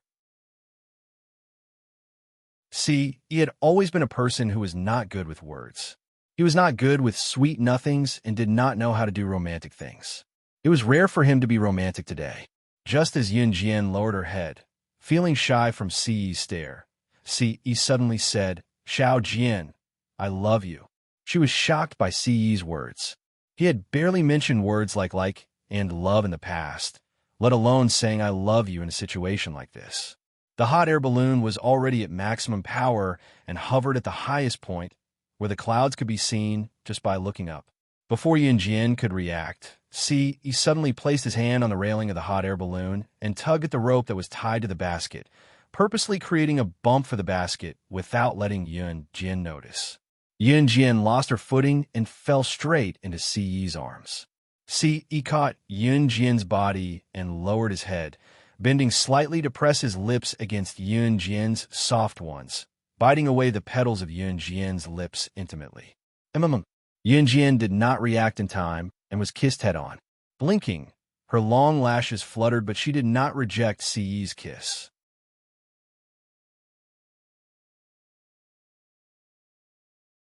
Chapter 1651. They were in the sky. How dare he? Yunjian slapped Ce's pig trotter hand away. She pressed her hand against the spot in front of her chest and Ce's chest. "Xiao Jian, let me touch." Ce released Yunjian's lips playfully and made a shameless request to Yunjian. "Don't." Yunjian refused. In the end, she could not win against Ce. In the end, Ce reached his hand into her bra through her skin. After getting off the hot air balloon, Yunjian ignored Ce and walked forward alone. He had actually acted so bashfully in front of her on the hot air balloon just now. Yunjian did not want to talk about his bashful behavior anymore. "Xiao Jian, what's wrong?" Ce came over to hold Yunjian's hand, as usual, and turned to ask her. Yunjian did not fling Ce's hand away, but she ignored him. "Did I touch you just now?" Before Ce could finish, Yunjian tiptoed to cover Ce's mouth. "Talk again, and you're not allowed to do this in the future," Yunjian told Ce. To Ce, her words sounded coquettish, causing Ce's lips to curl into a pretty smile. Did she mean that he could still treat her like this in the future? Seeing Yunjian fling his hand away softly and walking away, Ce's lips curled up before he chased after Yunjian. Every Special Forces soldier was only allowed to fight once a day. A total of 10 Special Forces soldiers were eliminated in today's one-on-one battle. Among the candidates recommended by Principal Ma, other than Yunjian, only Su Mei was not eliminated. The rest, be it Su Wenming, Wang Buren, or Dong Xiao, were eliminated. The next day's battle was a 5 versus 5 battle. Yun Jian did not perform outstandingly on the second day, but after a few minutes of sparring, she kicked her opponent out of the ring and declared her victory. On the third day, there were only 5 people left. These 5 people were Yun Jian, Su Mei, Wu Ningnai, and 2 other men whose names were unknown. 2 women made it to the final round of this year's qualifier. This made the audience a little surprised. After all, it was always the men who made it to the end in the previous qualifiers. Women were weaker than men, so the chances of them making it to the final round were slim. But this year, there were actually 2 women who made it to the final round, which made the people present doubt again. Could Yun Jian and Su Mei really make it to the top 3? In the last round of the competition, there were a total of 5 people. The 5 of them would take turns to fight. This meant that Yun Jian would have to fight the remaining 4 people who made it to the last 4 rounds. Everyone had to fight 4 rounds. After the 4 rounds, whoever won the most rounds would be the winner. This meant that Yun Jian would have to fight Su Mei. 006. Use all your strength to fight me. I won't let you win. Of course, don't let me win. Su Mei was full of fighting spirit. She smiled and said to Yun Jian, "Definitely." Yun Jian pursed her lips and turned her head back to her. Naturally, she would not let Su Mei win. At this moment, the final battle was about to begin. Yun Jian's first opponent was Wu Ningnai. At this moment, Wu Ningnai stared at Yun Jian with hatred. "You made my brother look bad. Today, I will let you know what the gap in strength is." Zhou Duan, who was kicked off the stage by Yun Jian, was Wu Ningnai's brother. At this moment, Wu Ningnai was very confident in himself. Yun Jian narrowed her eyes, just as she was about to say something.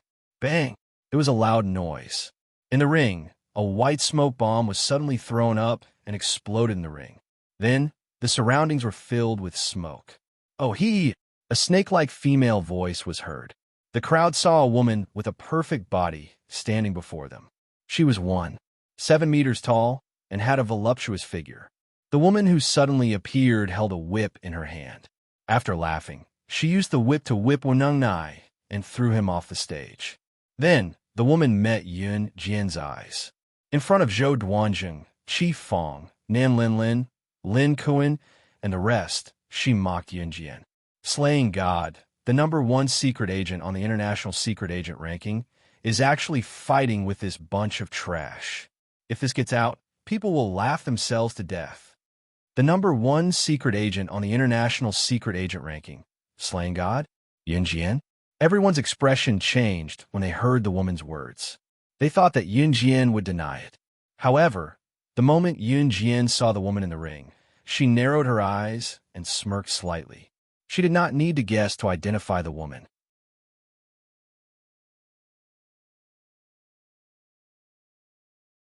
Chapter 1652.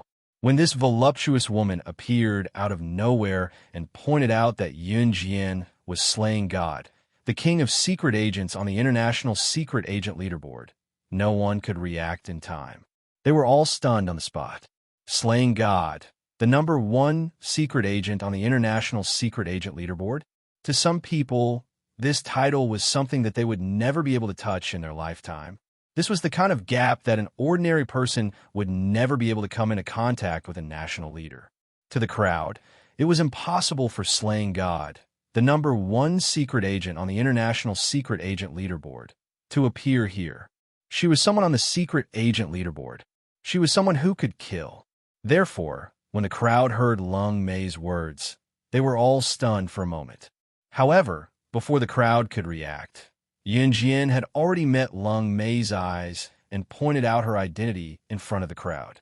This caused the crowd, who had yet to recover from their shock, to be fiercely shocked once again. Blood Doll. 006, the Blood Doll that you're talking about. Could it be the latest assassin organization in Southeast Asia? It said that it rose at lightning speed and swept through all the assassin organizations in Southeast Asia. In the end, it became the #1 assassin organization in Southeast Asia. Its position is feared internationally. Chief Fong stood next to the ring. Lung Mei had thrown a smoke grenade without any warning. His field of vision was obscured by the smoke grenade. When his field of vision returned to normal, Chief Fong saw the voluptuous Lung Mei standing in the ring. She was dressed a little skimpily, but her private parts were completely covered. Based on what Yun Jian had said earlier, the woman who suddenly appeared in front of everyone was the #1 expert under the Blood Doll leader, Lung Mei. Rumor had it that the #1 expert under the Blood Doll leader, Lung Mei, was an expert in using a whip. Her whip was accurate, and she only needed one whip to kill someone. Her ability was amazing. Even if she was not on the International Secret Agent or Assassin leaderboard, her skills were almost on par with them. To be honest, when Lung Mei said that Yun Jian was the #1 secret agent on the International Secret Agent leaderboard, slaying God, not many believed her, especially Chief Fong and the others. After all, Yun Jian's age was obvious, and she was Officer Ji's daughter. How could she be slaying God, the top secret agent in the world? But just by looking at her cold demeanor, the way she appeared, and the way she whipped Wu Nungnai off the stage, her swift and fierce skills. The identity of Lung Mei, the #1 expert under the Blood Doll's leader, was a given. Yun Jian didn't answer Officer Fong's question. When Lung Mei heard Chief Fong call Yun Jian 006, he was first stunned. Then, he laughed and continued to speak to Yun Jian. 006. Slaying God. This is the same serial number as when you first joined in Hun. Lung Mei clearly knew everything about Yun Jian. Hearing Chief Fong call Yun Jian 006, Lung Mei took the opportunity to ask questions. After the surrounding people knew Lung Mei's identity, they were all scared witless. Just when the crowd thought that Yun Jian would back off, Lung Mei didn't say anything. Unexpectedly, Yun Jian ignored Lung Mei's words. She lowered her gaze slightly and looked up at Lung Mei with her piercing gaze. Her smile was blurry, as if her every frown was laced with murderous intent. With a faint smirk, Yun Jian suddenly opened and closed her hand in front of the audience, including Lin Kun, Zhou Duanjing, Nan Linlin, and the rest. A butterfly knife suddenly appeared in her hand. Yun Jian took 2 steps toward Lung Mei. At that moment, she looked like a demon from hell in front of the crowd. She smiled at Lung Mei indifferently.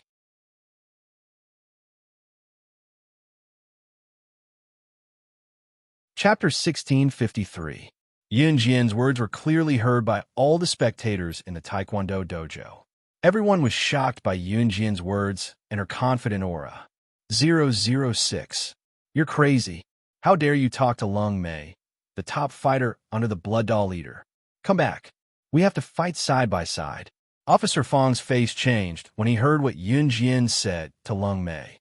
Was Yun Jian crazy? How dare she talk to Lung Mei like that? Lung Mei was the top fighter under the Blood Doll leader. Even if they had more than 20 special forces, they would have to think twice before dealing with her, right? But what about Yun Jian? How dare she say to Lung Mei, Blood Doll, including you, will become my captives so blatantly? Was she crazy? 006 is crazy. She must be crazy. Not only will she be finished by saying such things, but she will also get everyone here killed. Zhou Duanjing was already holding a grudge against Yun Jian because she was disqualified in the preliminaries. Now that he heard Yun Jian's words, Zhou Duanjing took the opportunity to speak to the people around him in an extremely exaggerated tone. Everyone around the Taekwondo dojo panicked when Zhou Duanjing shouted. They all thought that Yun Jian would get herself killed by saying such things to Lung Mei. She's crazy. She provoked the Blood Doll organization in Southeast Asia. That's fine, but she wants to drag us down with her. We're ordinary people. If she wants to die, then she can die by herself. Why should she drag us down with her? With Zhou Duanjing's shout just now, the people around them cursed Yun Jian, who was on the stage. Everyone thought that Yun Jian's behavior just now would harm everyone. Get out. Get out. What 006? Get out. Selfishness. Shameless. We don't need special forces like you in our country. There were even people who cursed at Yun Jian, who was standing in the ring with chilling words. Although Yun Jian's words were arrogant, Long Mei didn't dare to take Yun Jian's words as a joke. What a joke! She was not dumb enough to think that Yun Jian was joking when she heard slaying God's words. However, Long Mei was stunned at this moment. She was stunned by the audience who were desperately shouting for Yun Jian to get out of the arena. However, Long Mei only smiled coldly for a while, as if mocking the ignorant audience below. This group of selfish humans. Bang, bang, bang. At this moment, 3 gunshots rang out and hit the high ceiling of the Taekwondo dojo without warning. The gunshot rang out and the gun fell. When everyone reacted, they were so scared that they screamed, "Ah! Ah! Ah! Gun? You have a gun!" Before the exclamation could be heard, the crowd had already rushed out of the Taekwondo hall. However, before anyone could rush out of the Taekwondo dojo, the gunshot rang out again. This time, it landed at the entrance of the Taekwondo dojo. As the crowd passed by, they saw C.E. standing at the same spot. His slender fingers were on the gun's buckle, preventing anyone from leaving the Taekwondo dojo until the screaming crowd quietened down. His cold voice was heard, and his tone was even more arrogant than Yun Jian's. "If you say anything bad about my woman again, don't even think about leaving this place unless you're a corpse." How could he make it sound so easy to kill someone? Moreover, the people around had only said something bad about Yun Jian, and he wanted to kill someone because of it. The crowd was frightened by C.E.'s cold and sharp gaze. They saw C.E. sweeping his gun around. His cold gaze made everyone's hearts pound in fear. At this moment, C.E.'s voice was heard again. "If anyone says anything bad about my woman again, this will be your outcome." After that, C.E. turned his gun sideways. Without even looking, he aimed the gun's muzzle at the chain hanging from the ceiling and fired a shot. The gunshot rang out and the gun fell. On the ceiling, the shot was so accurate that it broke the chain hanging from the ceiling.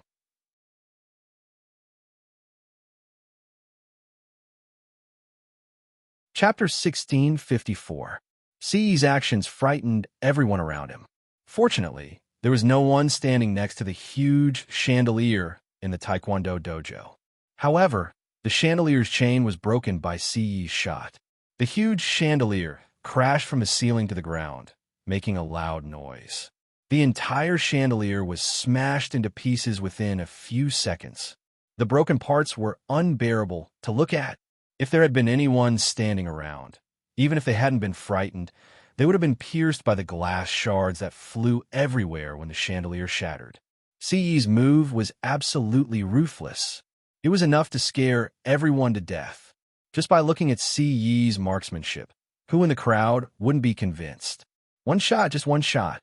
He didn't even look when he shot the chandelier's chain.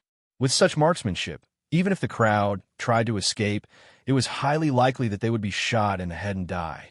In addition, C.E. had protected Yun Jian just now. The crowd was stunned and didn't dare to say a word. C.E.'s actions were purely to give Yun Jian some peace and quiet. It was a battle between Yun Jian and the Blood Doll's #1 expert, Long Mei. Officer Fong was also shocked by C.E.'s marksmanship. However, he reacted very quickly. 006, don't do anything stupid. She is the Blood Doll's #1 expert, Long Mei. Let's fight together. We're not afraid of her. Don't mess around by yourself. Officer Fong still didn't relent. He was worried about Yun Jian, so he kept talking to Yun Jian. Officer Fong knew that Yun Jian was Gu Yunjian's daughter. He also had some friendship with Gu Junjian. Naturally, he couldn't just stand by and watch something happen to Yun Jian. Moreover, the opponent this time was the #1 expert under the Blood Doll's leader. Long Mei was an assassin who crawled out from a pile of corpses. Although the special forces were powerful, an assassin who crawled out from a pile of corpses was someone who didn't care about her own life.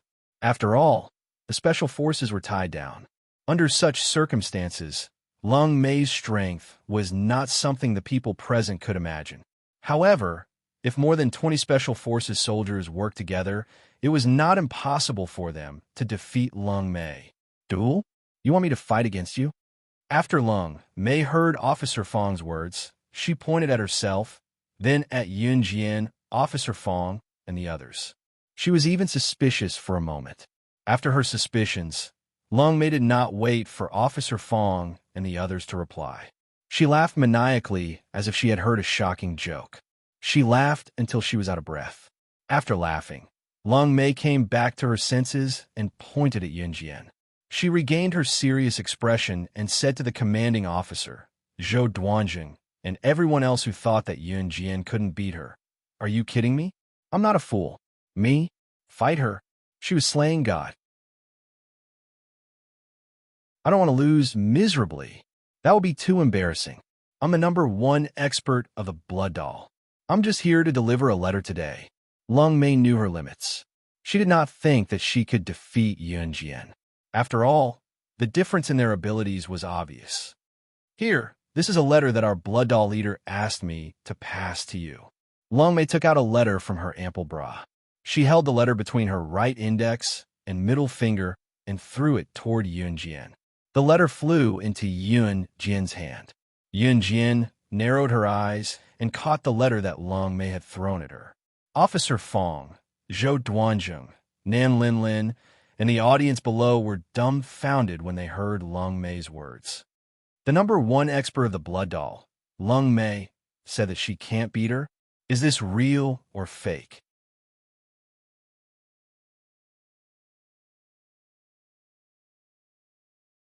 Chapter 1655. Just as everyone was wondering if Long Mei was telling the truth, Long Mei waved at Yunjian and said, "All right, I'm done here. All right, now that I've completed the mission my leader gave me, I'm going home for my beauty sleep. Slaying God. See you next time." Long Mei flicked the whip in her hand as she spoke. She turned to her side and extended her hand. A smoke grenade appeared in her hand, and she waved it at Yunjian and the rest. After showing off the smoke grenade, Long Mei put it to her red lips. She bit the handle of the smoke grenade with her pearly white teeth and tossed it on the ground after biting it open. She was prepared to leave the place in a few seconds. At the same time, Long Mei said, "Let's go, slaying God. We'll meet again." A huge cloud of white smoke floated in the air. Yunjian's eyes flickered in the smoke. "Phew, we're safe. Thank goodness that Blood Doll's #1 expert isn't here to kill." Someone in the crowd exclaimed in relief when they were on the brink of death. Chief Fong and all the special forces present heaved a sigh of relief. Thank goodness that Long Mei was only here to deliver a letter. Otherwise, there would have been casualties if they fought her. Just as everyone heaved a sigh of relief, the smoke from the white smoke grenade dissipated. Before the crowd could relax from their tense emotions, they saw Yunjian holding a woman's arm with one hand in the ring. She had easily pinned the woman's bent body under her. Upon closer inspection, this woman, was she not Long Mei who had said she was leaving? Why was she being pinned down by Yunjian? She was being pinned down by Yunjian. The crowd reacted abruptly, and their expressions changed again. This time, they were not shocked because Long Mei, the Blood Doll's #1 expert, was still around. Instead, they were shocked because Yunjian had really pinned Long Mei down. Was what Long Mei had said true? Could she not defeat Yunjian? Moreover, if she were to fight with Yunjian, she might even be defeated. Ouch, ouch, be gentle. I'm in pain for being pinned down by you. Long Mei did not panic even though she was being pinned down by Yunjian. She relaxed her arms since she was pinned down by Yunjian. She could not move her arms and could only move them slightly. "No, slaying God. Didn't I tell you that I'm here to deliver a letter, not to fight you? I don't dare fight you. Just let me go, will you? Madam, I'll admit defeat, okay?" If Long Mei knew that she had been captured by Yunjian, she would not have come even if the leader had offered her $100 million USD. Moreover, it was only a mere $5 million USD salary. "Where's Blood Doll's headquarters?" Yunjian asked faintly, suppressing Long Mei. "I can't say that." Long Mei shook his head and shrugged. "Then you'll stay here and be my prisoner." Yunjian pinned Long Mei down, not giving her a chance to stand up and fight back. Yunjian and Long Mei's conversation baffled the onlookers below them. What was going on? Why was Yunjian asking about Blood Doll's headquarters? Did she really think that she was slaying God the #1 expert on the international secret agent ranking? Even if Lung Mei said so, how was that possible? So what if she had pinned Lung Mei down? It did not mean that she was slaying God, the #1 expert on the international secret agent ranking. Just as the audience refused to believe it, two silhouettes flashed through the entrance. The two beautiful silhouettes appeared in the ring in a flash. Looking closely, it was Qing Yu and Gun Yinji. When the audience saw Qing Yu and Gun Yinji, they were shocked. Who were these two people?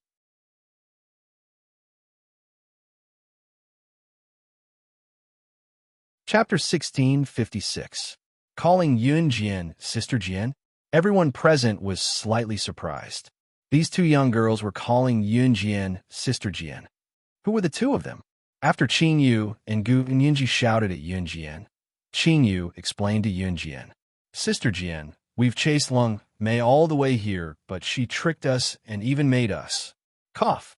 So hand her over to us. I'll write my name, Qing Yu, backwards if I don't get back at her for tricking us. As she spoke, Qing Yu clasped her hands together, her knuckles cracking loudly. Yun Jian knew that Qing Yu and Gun Yinji must have fought with Lung Mei once she heard what she said. Yes. She tricked us into the pigsty just now.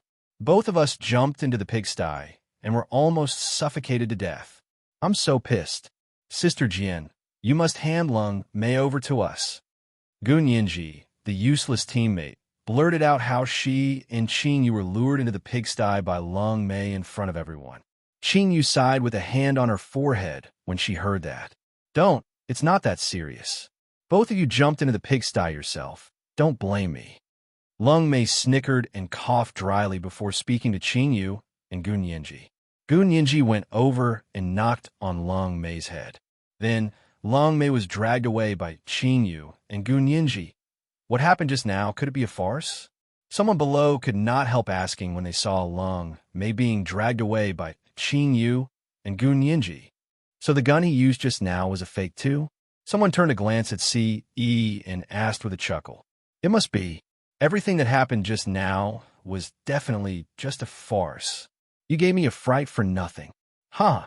The Taekwondo dojo sure knows how to play. Someone else chimed in.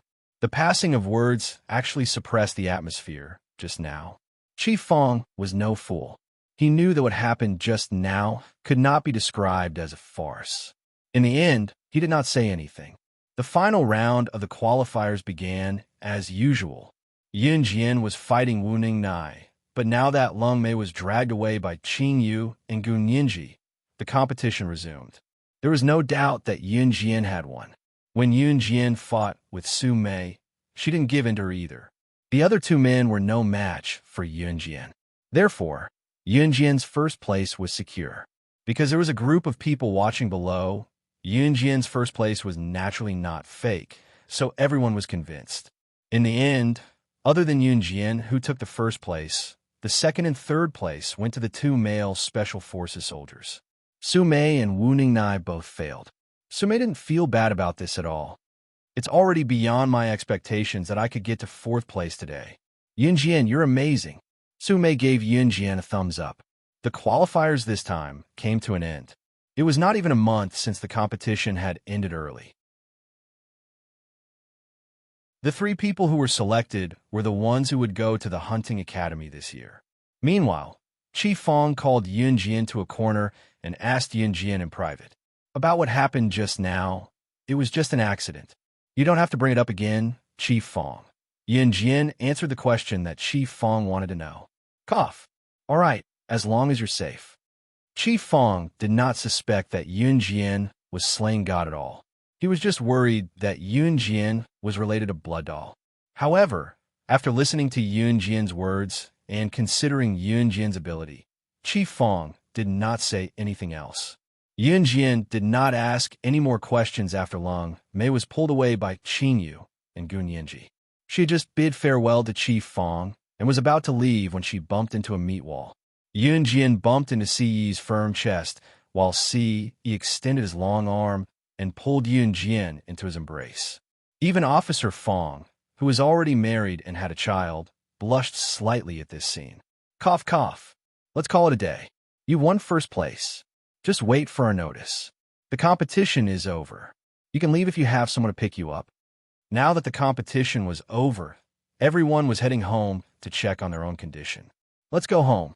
Ci's large palm held Yunjian's small hand as he pulled Yunjian out of the Taekwondo dojo.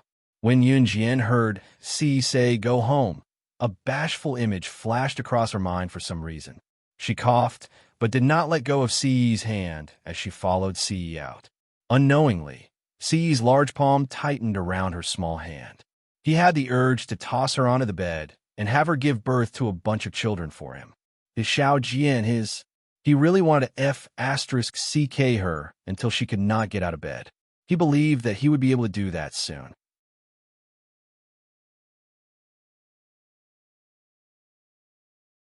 Chapter 1657.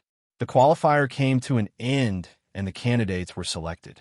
Other than Yunjian, the other two male special forces were veteran special forces above the age of 40. Their capabilities were undeniably strong. Like the previous years, other than Yunjian, who was a freak, the other two male special forces were above the age of 40. In the past, the youngest of the top 3 candidates who could go to the hunting school was above the age of 30. After all, the older one was, the more capable one was. It was an unchanging law. Yunjian was already considered an anomaly. Yunjian had Ce to pick her up, so she did not return to Min City with Chief Fong and the rest. The military academy was still in its school term, and the qualifier this time took about a month. It was less than a month, but it was almost time. Because sending Yunjian to the qualifier required a separate leave, Yunjian was the only one in the entire Min City Military Academy who had applied for leave, so Yunjian had to go to school once she returned to Min City. However, before she went to Min City, Yunjian made a trip back to Longmin City and her home. After staying a night in Longmin City, Yunjian returned to Min City Military Academy. Throughout the night, Ce had been hugging and rubbing against her. Cough. Other than the last step, he had done everything else. Cough, cough. The next morning, Ce returned to an Hun group. Shuang had sent a helicopter to pick him up. Before he left, Ce was still hugging Yunjian bashfully. After Ce left, Yunjian stretched lazily and got out of bed. Packing her bag, she went to Yunjian's house to have a few bites of the breakfast Qin Yuru had made. There was a bowl of porridge, a tea egg, and 2 meat buns. Yunjian loved the taste of Qin Yuru's cooking, so she finished the food in no time. Eat slowly. Xiao Jian, you've lost weight again. You must eat well when you go to school. Don't get any thinner. My heart aches when I see you like this. Qin Yuru had just returned from Xinjiang town not long ago. Looking at Yunjian's thin and frail figure, she could not help but feel sorry for Yunjian and kept adding more porridge for her. Qin Fangfang's situation had temporarily stabilized, but she still needed some time to deal with the divorce. These days, Qin Yuru had been by Qin Fangfang's side. Qin Fangfang's hurt heart had been greatly relieved. Mom, I've been eating well recently. After finishing the porridge, Yunjian stood up and picked up the backpack hanging on the back of the chair. She carried it on one shoulder. Mom, I'm leaving now, Yunjian said to Qin Yuru before taking the bus to Min City. Hey, walk slowly, Qin Yuru shouted behind Yunjian. It was already the middle of October, and the temperature was dropping gradually. Many people still insisted on wearing short-sleeve shirts and shorts. As the temperature dropped, the sun was still scorching during the day, but when the autumn breeze came at night, one would still be wearing short-sleeve shirts and shorts. Those who could hold on were talents. It was a little chilly in the morning, but the air was fresh.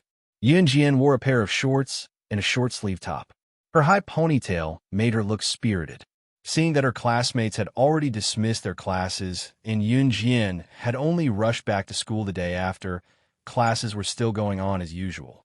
Seeing that Yunjian was back, Lin, one who had not seen Yunjian for a month, sprung up from her seat and rushed over to hug her. Muing, who was beside her, beamed at Yunjian as well. She's back in less than a month. She must have been eliminated by the selection. Hee, but that's to be expected. Lin Shuya, who had always been at odds with Yunjian, shrugged her shoulders and smiled coldly at Yunjian.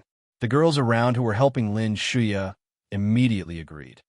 You guys, Lin Wan was about to reply for Yun Jian with a sullen face. A few excited voices came from the entrance. Yun Jian, you're back. Someone said that they saw you enter our school, but we didn't believe it. You're really back. Some of the boys and girls in Yun Jian's class were excited when they heard the excited voices ringing from the entrance. Ah, it's the members of Team Monarch. They must be here for Team Monarch's general, Slashing God.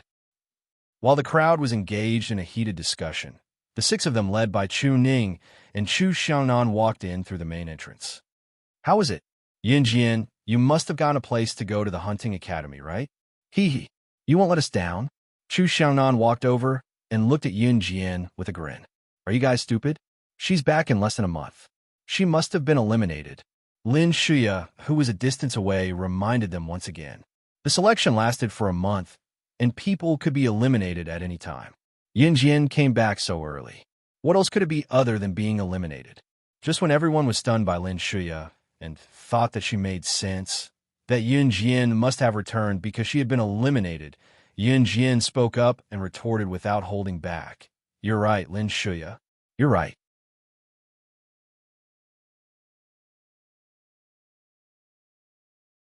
Chapter 1658. Yun Jian's words rang out abruptly and reached the ears of every student in the class, stirring up a storm. After all, representing Z country to further their studies in a hunting school was something that every student present could only imagine. At least for now, it was something that was out of their reach. But what about Yun Jian? Did Yun Jian really get a place in such an unattainable thing? Of course, that was not the main point. The main point was that Yun Jian actually got first place. What kind of place was the selection arena? The people who went were the most famous special forces soldiers in the country. Yun Jian was still inexperienced. She was just a student from Min City's military school. Like everyone else, she was just an ordinary student. But she got first place in the selection arena. If Yun Jian barely made it into the top 20, the crowd would not be as shocked as they were now. However, the scary thing was that Yun Jian actually got first place in the selection arena. That was a lie, right? Yun Jian, don't try to lie to us. It hasn't even been a month since you went to the selection arena. You got first place? Who would believe that? It hasn't even been a month, and only those who are eliminated will be sent back. The way I see it, it's obvious that you were eliminated and sent back. You're still pretending that you got first place. Who would believe you? Lin Shuya was no fool. She could tell that Yun Jian's retort just now was an overt and covert retaliation. Moreover, it had not even been a month since Yun Jian went to the selection arena. She was sent back in less than a month. If that was not elimination, what was it? We believe in Yun Jian. She's never bothered to lie. Chu Ning stood up and patted her chest as she spoke in a reassuring tone. She won't lie. I guarantee it with my integrity. Just as Chu Ning's voice fell, Jiang Weiwei spoke up as well.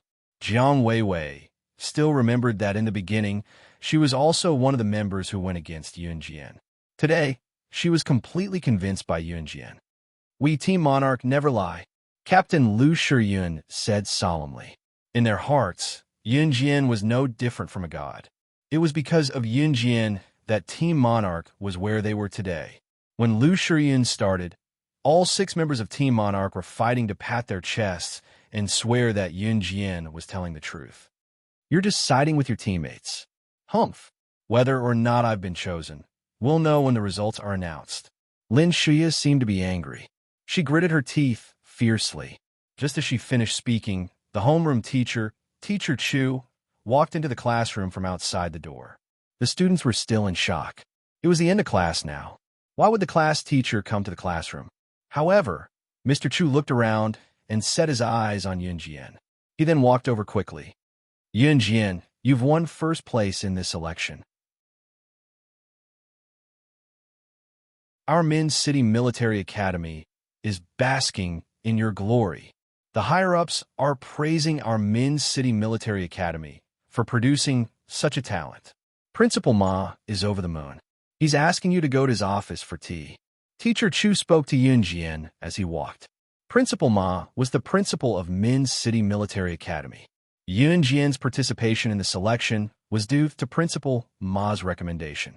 Teacher Chu's words were like a heavy, invisible slap on Lin Shuya's face. Lin Shuya's face was as dark as steel from the heavy blow. Even when Yunjian walked out of the classroom, Lin Shuya's face was still as dark as if she had been constipated for 365 days. The students in the class were dumbfounded. She actually made it to the preliminaries.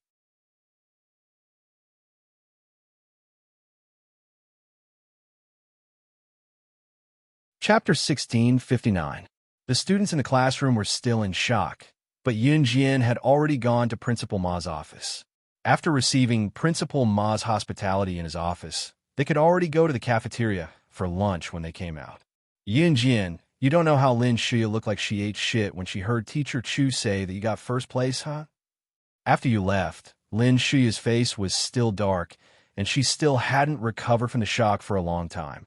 Lin Wan was still talking about how Lin Shuya saw that Yunjian really got first place, and then Yunjian was invited to the principal's office for tea by the homeroom teacher, Teacher Chu. Lin Shuya was so shocked that her mouth was wide open, and she couldn't even make a sound, as if she had been constipated for hundreds of days. As she spoke, Lin Wan was still laughing, as if she was the one who was venting her anger. Yunjian only pursed her red lips after hearing that. This kind of small matter is not worth mentioning, Mu Ying said with a smile, showing her big white teeth. Halfway through the meal, Chu Ning and the others brought their lunchboxes to the table next to Yunjian. Yunjian, we're going out for a walk tonight. Do you want to come along? Chu Ning winked at Yunjian and asked Yunjian, aren't we staying in school tonight? How are you going to get out? Lin Wan blinked innocently and asked, Shush, don't be so loud. We're in school, but we can climb over the wall and get out. We'll come back when we're done playing. It's youth. We have to have some fun. Chu Ning dissed Lin Wan and winked at Yunjian again. I promised to treat you guys to a meal last time tonight. Yunjian held a bowl of seaweed soup, and she promised Chu Ning and the others indirectly. As soon as she finished speaking, she put the bowl of seaweed soup into her mouth. Delicious. Okay. Then Yunjian, we'll call a few buddies we just met. That's okay, right?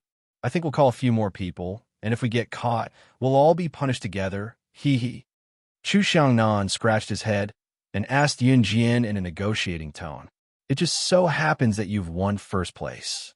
They'd love to meet you. Chu Xiangnan did not stop talking. Anything is fine. Yunjian said these two words and continued to take a sip of the seaweed soup. Okay. Chu Xiangnan was overjoyed when he heard that.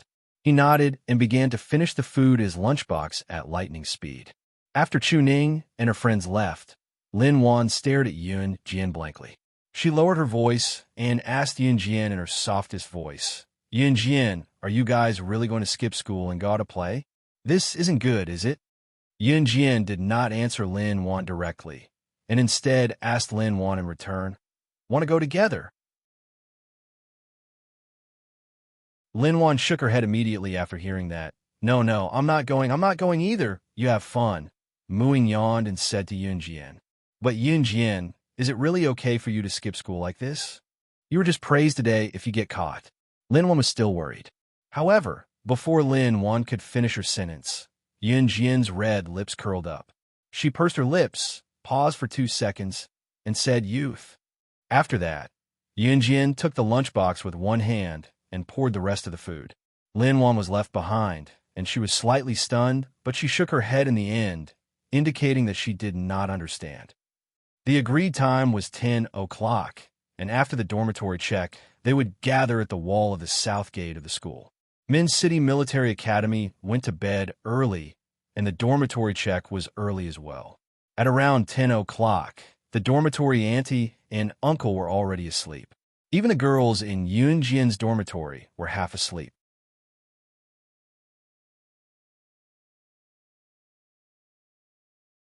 Chapter 1660. The aunties in the female dormitory and the uncles in the male dormitory had the same problem. They slept very deeply. Because of this, many students from Min City Military Academy would escape in the middle of the night to play and have supper. Moreover, most of the students in Min City Military Academy were martial artists. Other than a few girls who studied military medicine, the rest of the boys were all military academy students. Naturally, their strength was not to be underestimated. After all, they were trained in the military academy. Naturally, they wouldn't be too bad. Those who played truant would hide a little, afraid that the aunties in charge of the dormitory would still be awake and would be caught patrolling. But what about Yunjian? She walked openly to the female dormitory's entrance. But the strange thing was that Yunjian's footsteps were light. It was like a female ghost floating on the ground without making any sound. Yunjian walked without making any sound, just like a female ghost. If someone saw this scene, it would be strange if they weren't scared to death. Yunjian's dormitory building was quite high. When Yunjian reached the second floor, just as she turned the corner on the second floor, a girl secretly ran over from the other side. Because Yunjian's footsteps were light, it was as if there was no sound at all, so the girl didn't notice that someone was coming down the stairs on the third floor. When Yunjian stepped on the stairs on the second floor, the girl happened to rush over from the corner. The moment she saw Yunjian, the girl nearly shrieked when she saw her due to the darkness and the fact that she did not make any noise when she walked. In the end, she clamped her hand over her mouth to stop herself from shrieking. Yunjian immediately dodged to the side when the girl rushed over and avoided the girl's collision. But the girl was pitiful. She was so scared that her forehead hit the wall hard. She forced herself not to make sound. It wasn't until she saw that Yunjian was a human who had played truant like her that the girl lowered her voice and shouted at Yunjian. "What are you doing? Don't you see if there's anyone here?" The girl shouted at Yunjian in a muffled voice. Yunjian blinked but didn't pay much attention to him. Tonight's moon was especially round. The round moon shone on the earth. Over at the dormitory building, the girls could see Yunjian's face clearly. Yunjian's night vision was very good. Naturally, she could see the girl's face clearly. Just now, it was the girl who rushed over. She was not wrong, so Yunjian ignored the girl and went straight downstairs. "You?"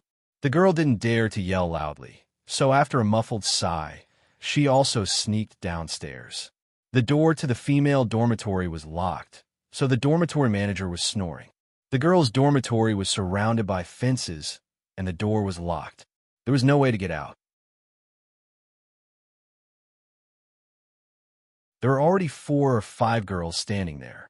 It could be seen that there were many people who sneaked out of the school to play in the middle of the night. "Are you here yet? Are they here yet? Did senior sister bring the key?" These girls bent over and snuck out in the middle of the night. They didn't even have the courage to stand up straight. "Not yet. I wonder what senior sister is doing. I feel that if this goes on, we'll be discovered by the dormitory manager." These girls stood at the door anxiously. Their voices were as soft as the buzzing of insects. Just as the girls said this, they saw a figure looming at the stairs. "She's here. Senior sister is here," one of the girls said happily. However, before the girls could rejoice, they saw a person with a high ponytail walking over with a straight back. She didn't look like a truant at all. The girls were so disappointed that they were discouraged. "Why isn't senior sister here yet?" One of the girls complained softly. Just as she finished speaking, she saw Yunjian walk straight to the door. She reached out to touch the door lock. "Hey, what are you doing? Can you open the door without the key?" If you open the door without the key, not only will you shake the door lock and alert the dormitory manager, you won't be able to open the door. "Which class are you from? Are you stupid?" Before Yunjian could reach out to touch the door lock, a girl immediately stood up to stop her. However, before the girl could reach out to stop Yunjian inserted the thin iron wire in her hand into the door lock. She shook the door lock slightly twice. Then, Yunjian opened the door under the girl's gazes. She didn't look like a truant student at all. She straightened her back and walked out as if nothing had happened. Seeing Yunjian open the door so easily, the girls were completely dumbfounded. You're tuning into the Romance Rendezvous YouTube channel.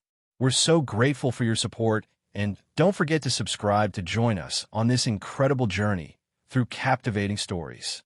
Your generosity through donations truly makes a world of difference, as it's the primary source of revenue that allows me to expand and enhance this channel for you. Thank you from the bottom of my heart for being a part of this adventure.